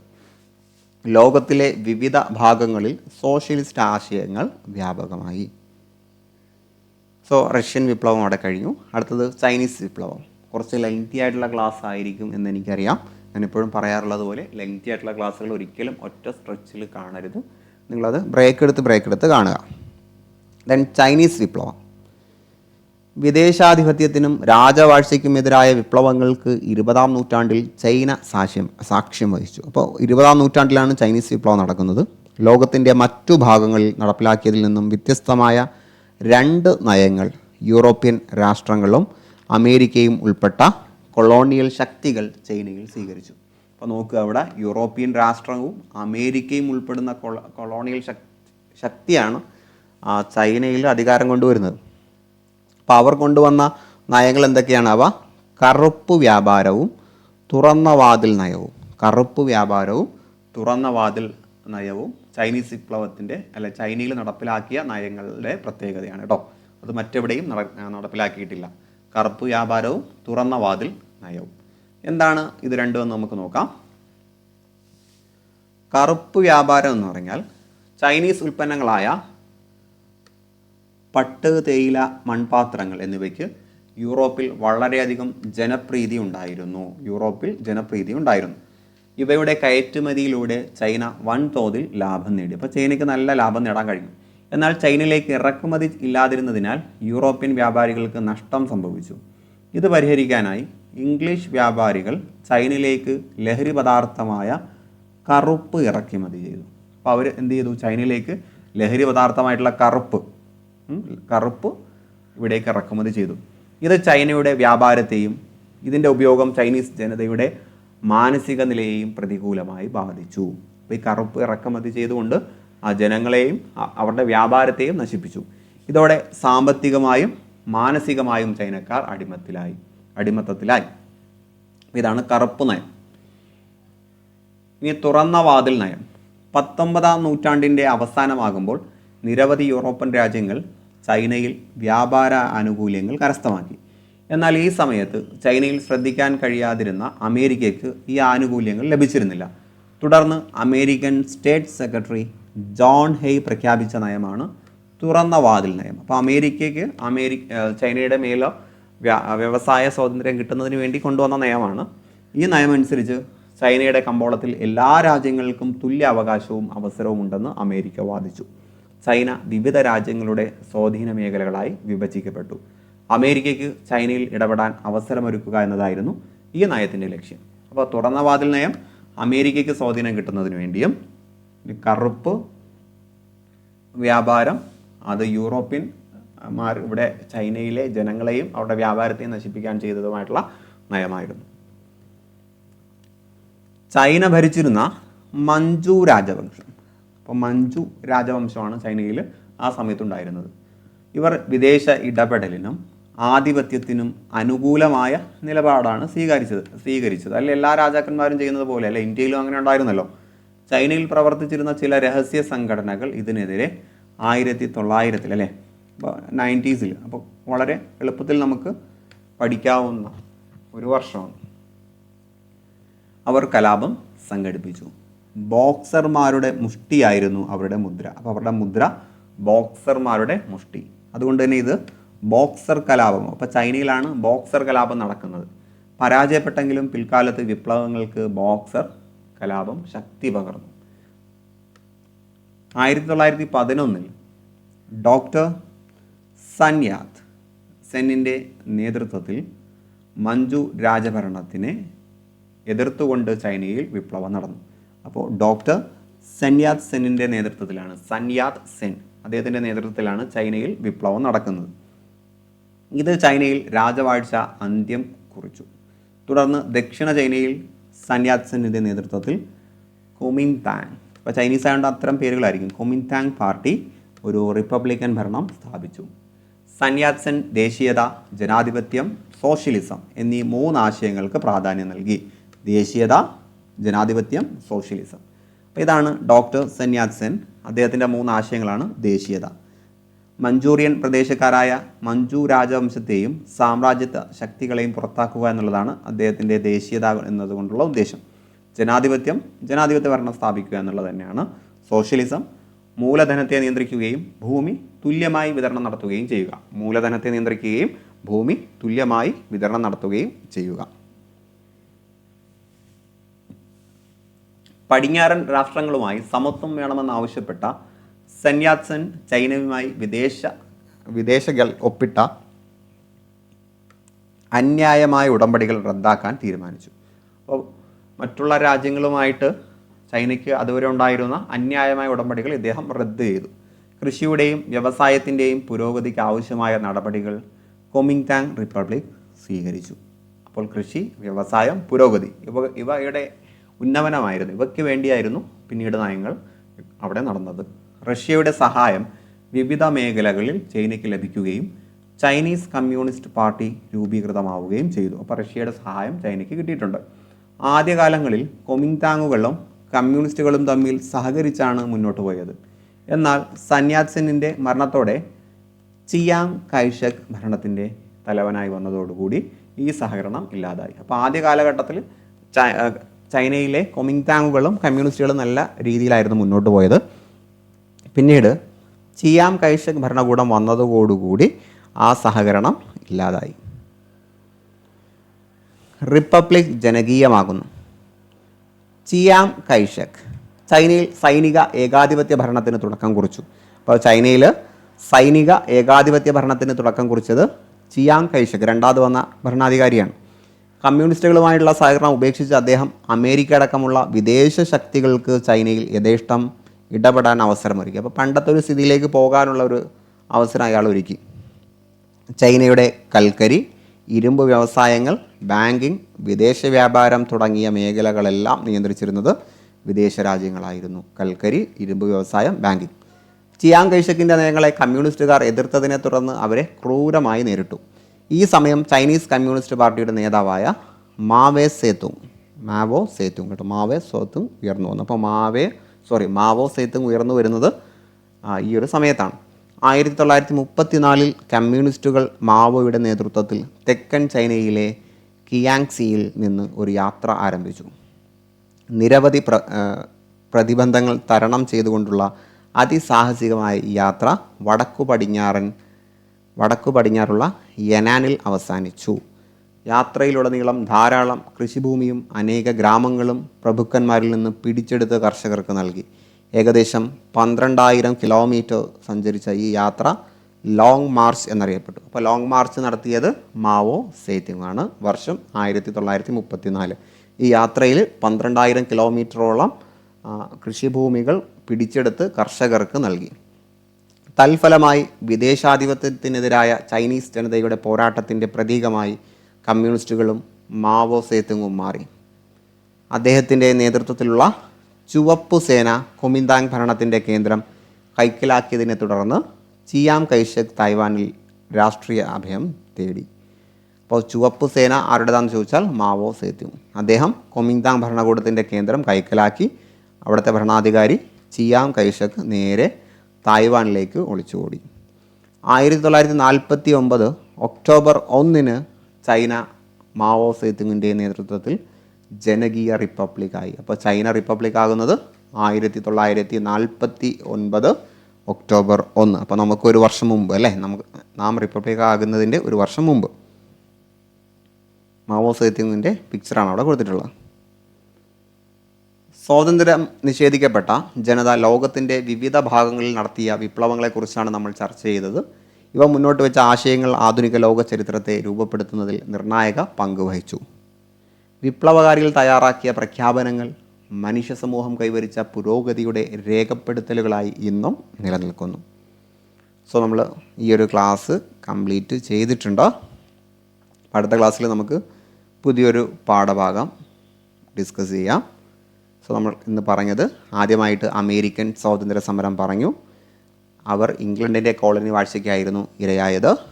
അവർക്ക് വേണ്ടി പോരാടിയ ആളുകളാണ് George Washington, Thomas Jefferson, Thomas pain. ഇനി ഫ്രഞ്ച് വിപ്ലവം സ്വേച്ഛാധിപത്യത്തിനും ഫ്യൂഡൽ വ്യവസ്ഥയ്ക്കുമെതിരെയാണ് പോരാടിയത്. അവിടെ ഉണ്ടായിരുന്ന ചിന്തകരും മറ്റുമാണ് വോൾട്ടയർ, റൂസോ, മോണ്ടെസ്ക്യൂ. പിന്നീട് ലാറ്റിൻ അമേരിക്കൻ വിപ്ലവം. അവിടെ സ്പെയിനും പോർച്ചുഗലുമാണ് ആധിപത്യം സ്ഥാപിച്ചിരുന്നത്. അവിടെ ഉണ്ടായിരുന്ന പ്രശസ്തരായിട്ടുള്ള ആളുകളാണ് ഫ്രാൻസിസ്കോ മിറാൻഡ, സൈമൺ ബൊളീവർ, പിന്നെ മാർട്ടിൻ അല്ലേ, ജോസേഡിൻ മാർട്ടിൻ. പിന്നെ റഷ്യൻ വിപ്ലവത്തിലേക്ക് വരുന്ന സമയത്ത് രാജവാഴ്ചയ്ക്കും ഫ്യൂഡൽ വ്യവസ്ഥയ്ക്കുമെതിരെയാണ് പോരാടിയത്. അവിടെ ഉണ്ടായിരുന്നത് കെറാൻസ്കി, ലെനിൻ, ട്രോട്സ്കി. ഇനി ചൈനീസ് വിപ്ലവത്തിലേക്ക് വരുന്ന സമയത്ത് വിദേശാധിപത്യത്തിനും ഫ്യൂഡൽ വ്യവസ്ഥയ്ക്കുമെതിരെയാണ് പോരാടിയത്. പിന്നെ അവിടുത്തെ മഞ്ചു രാജവാഴ്ചയ്ക്കുമെതിരെ. അവിടെ ഉണ്ടായിരുന്നത് ആദ്യത്തെ ഭരണാധികാരി സാൻയാത് സെൻ, പിന്നെ മാവോ സേതു. സോ ലോക ചരിത്രത്തിലെ രണ്ടാമത്തെ ക്ലാസ് നമ്മൾ വൈൻഡപ്പ് ചെയ്യുകയാണ്. അടുത്തൊരു ക്ലാസ്സുമായിട്ട് നമുക്ക് വീണ്ടും കണ്ടുമുട്ടാം. സോ എല്ലാവർക്കും വിജയാശംസകൾ നേർന്നുകൊണ്ട് ഞാൻ നിർത്തുന്നു. Have A nice day.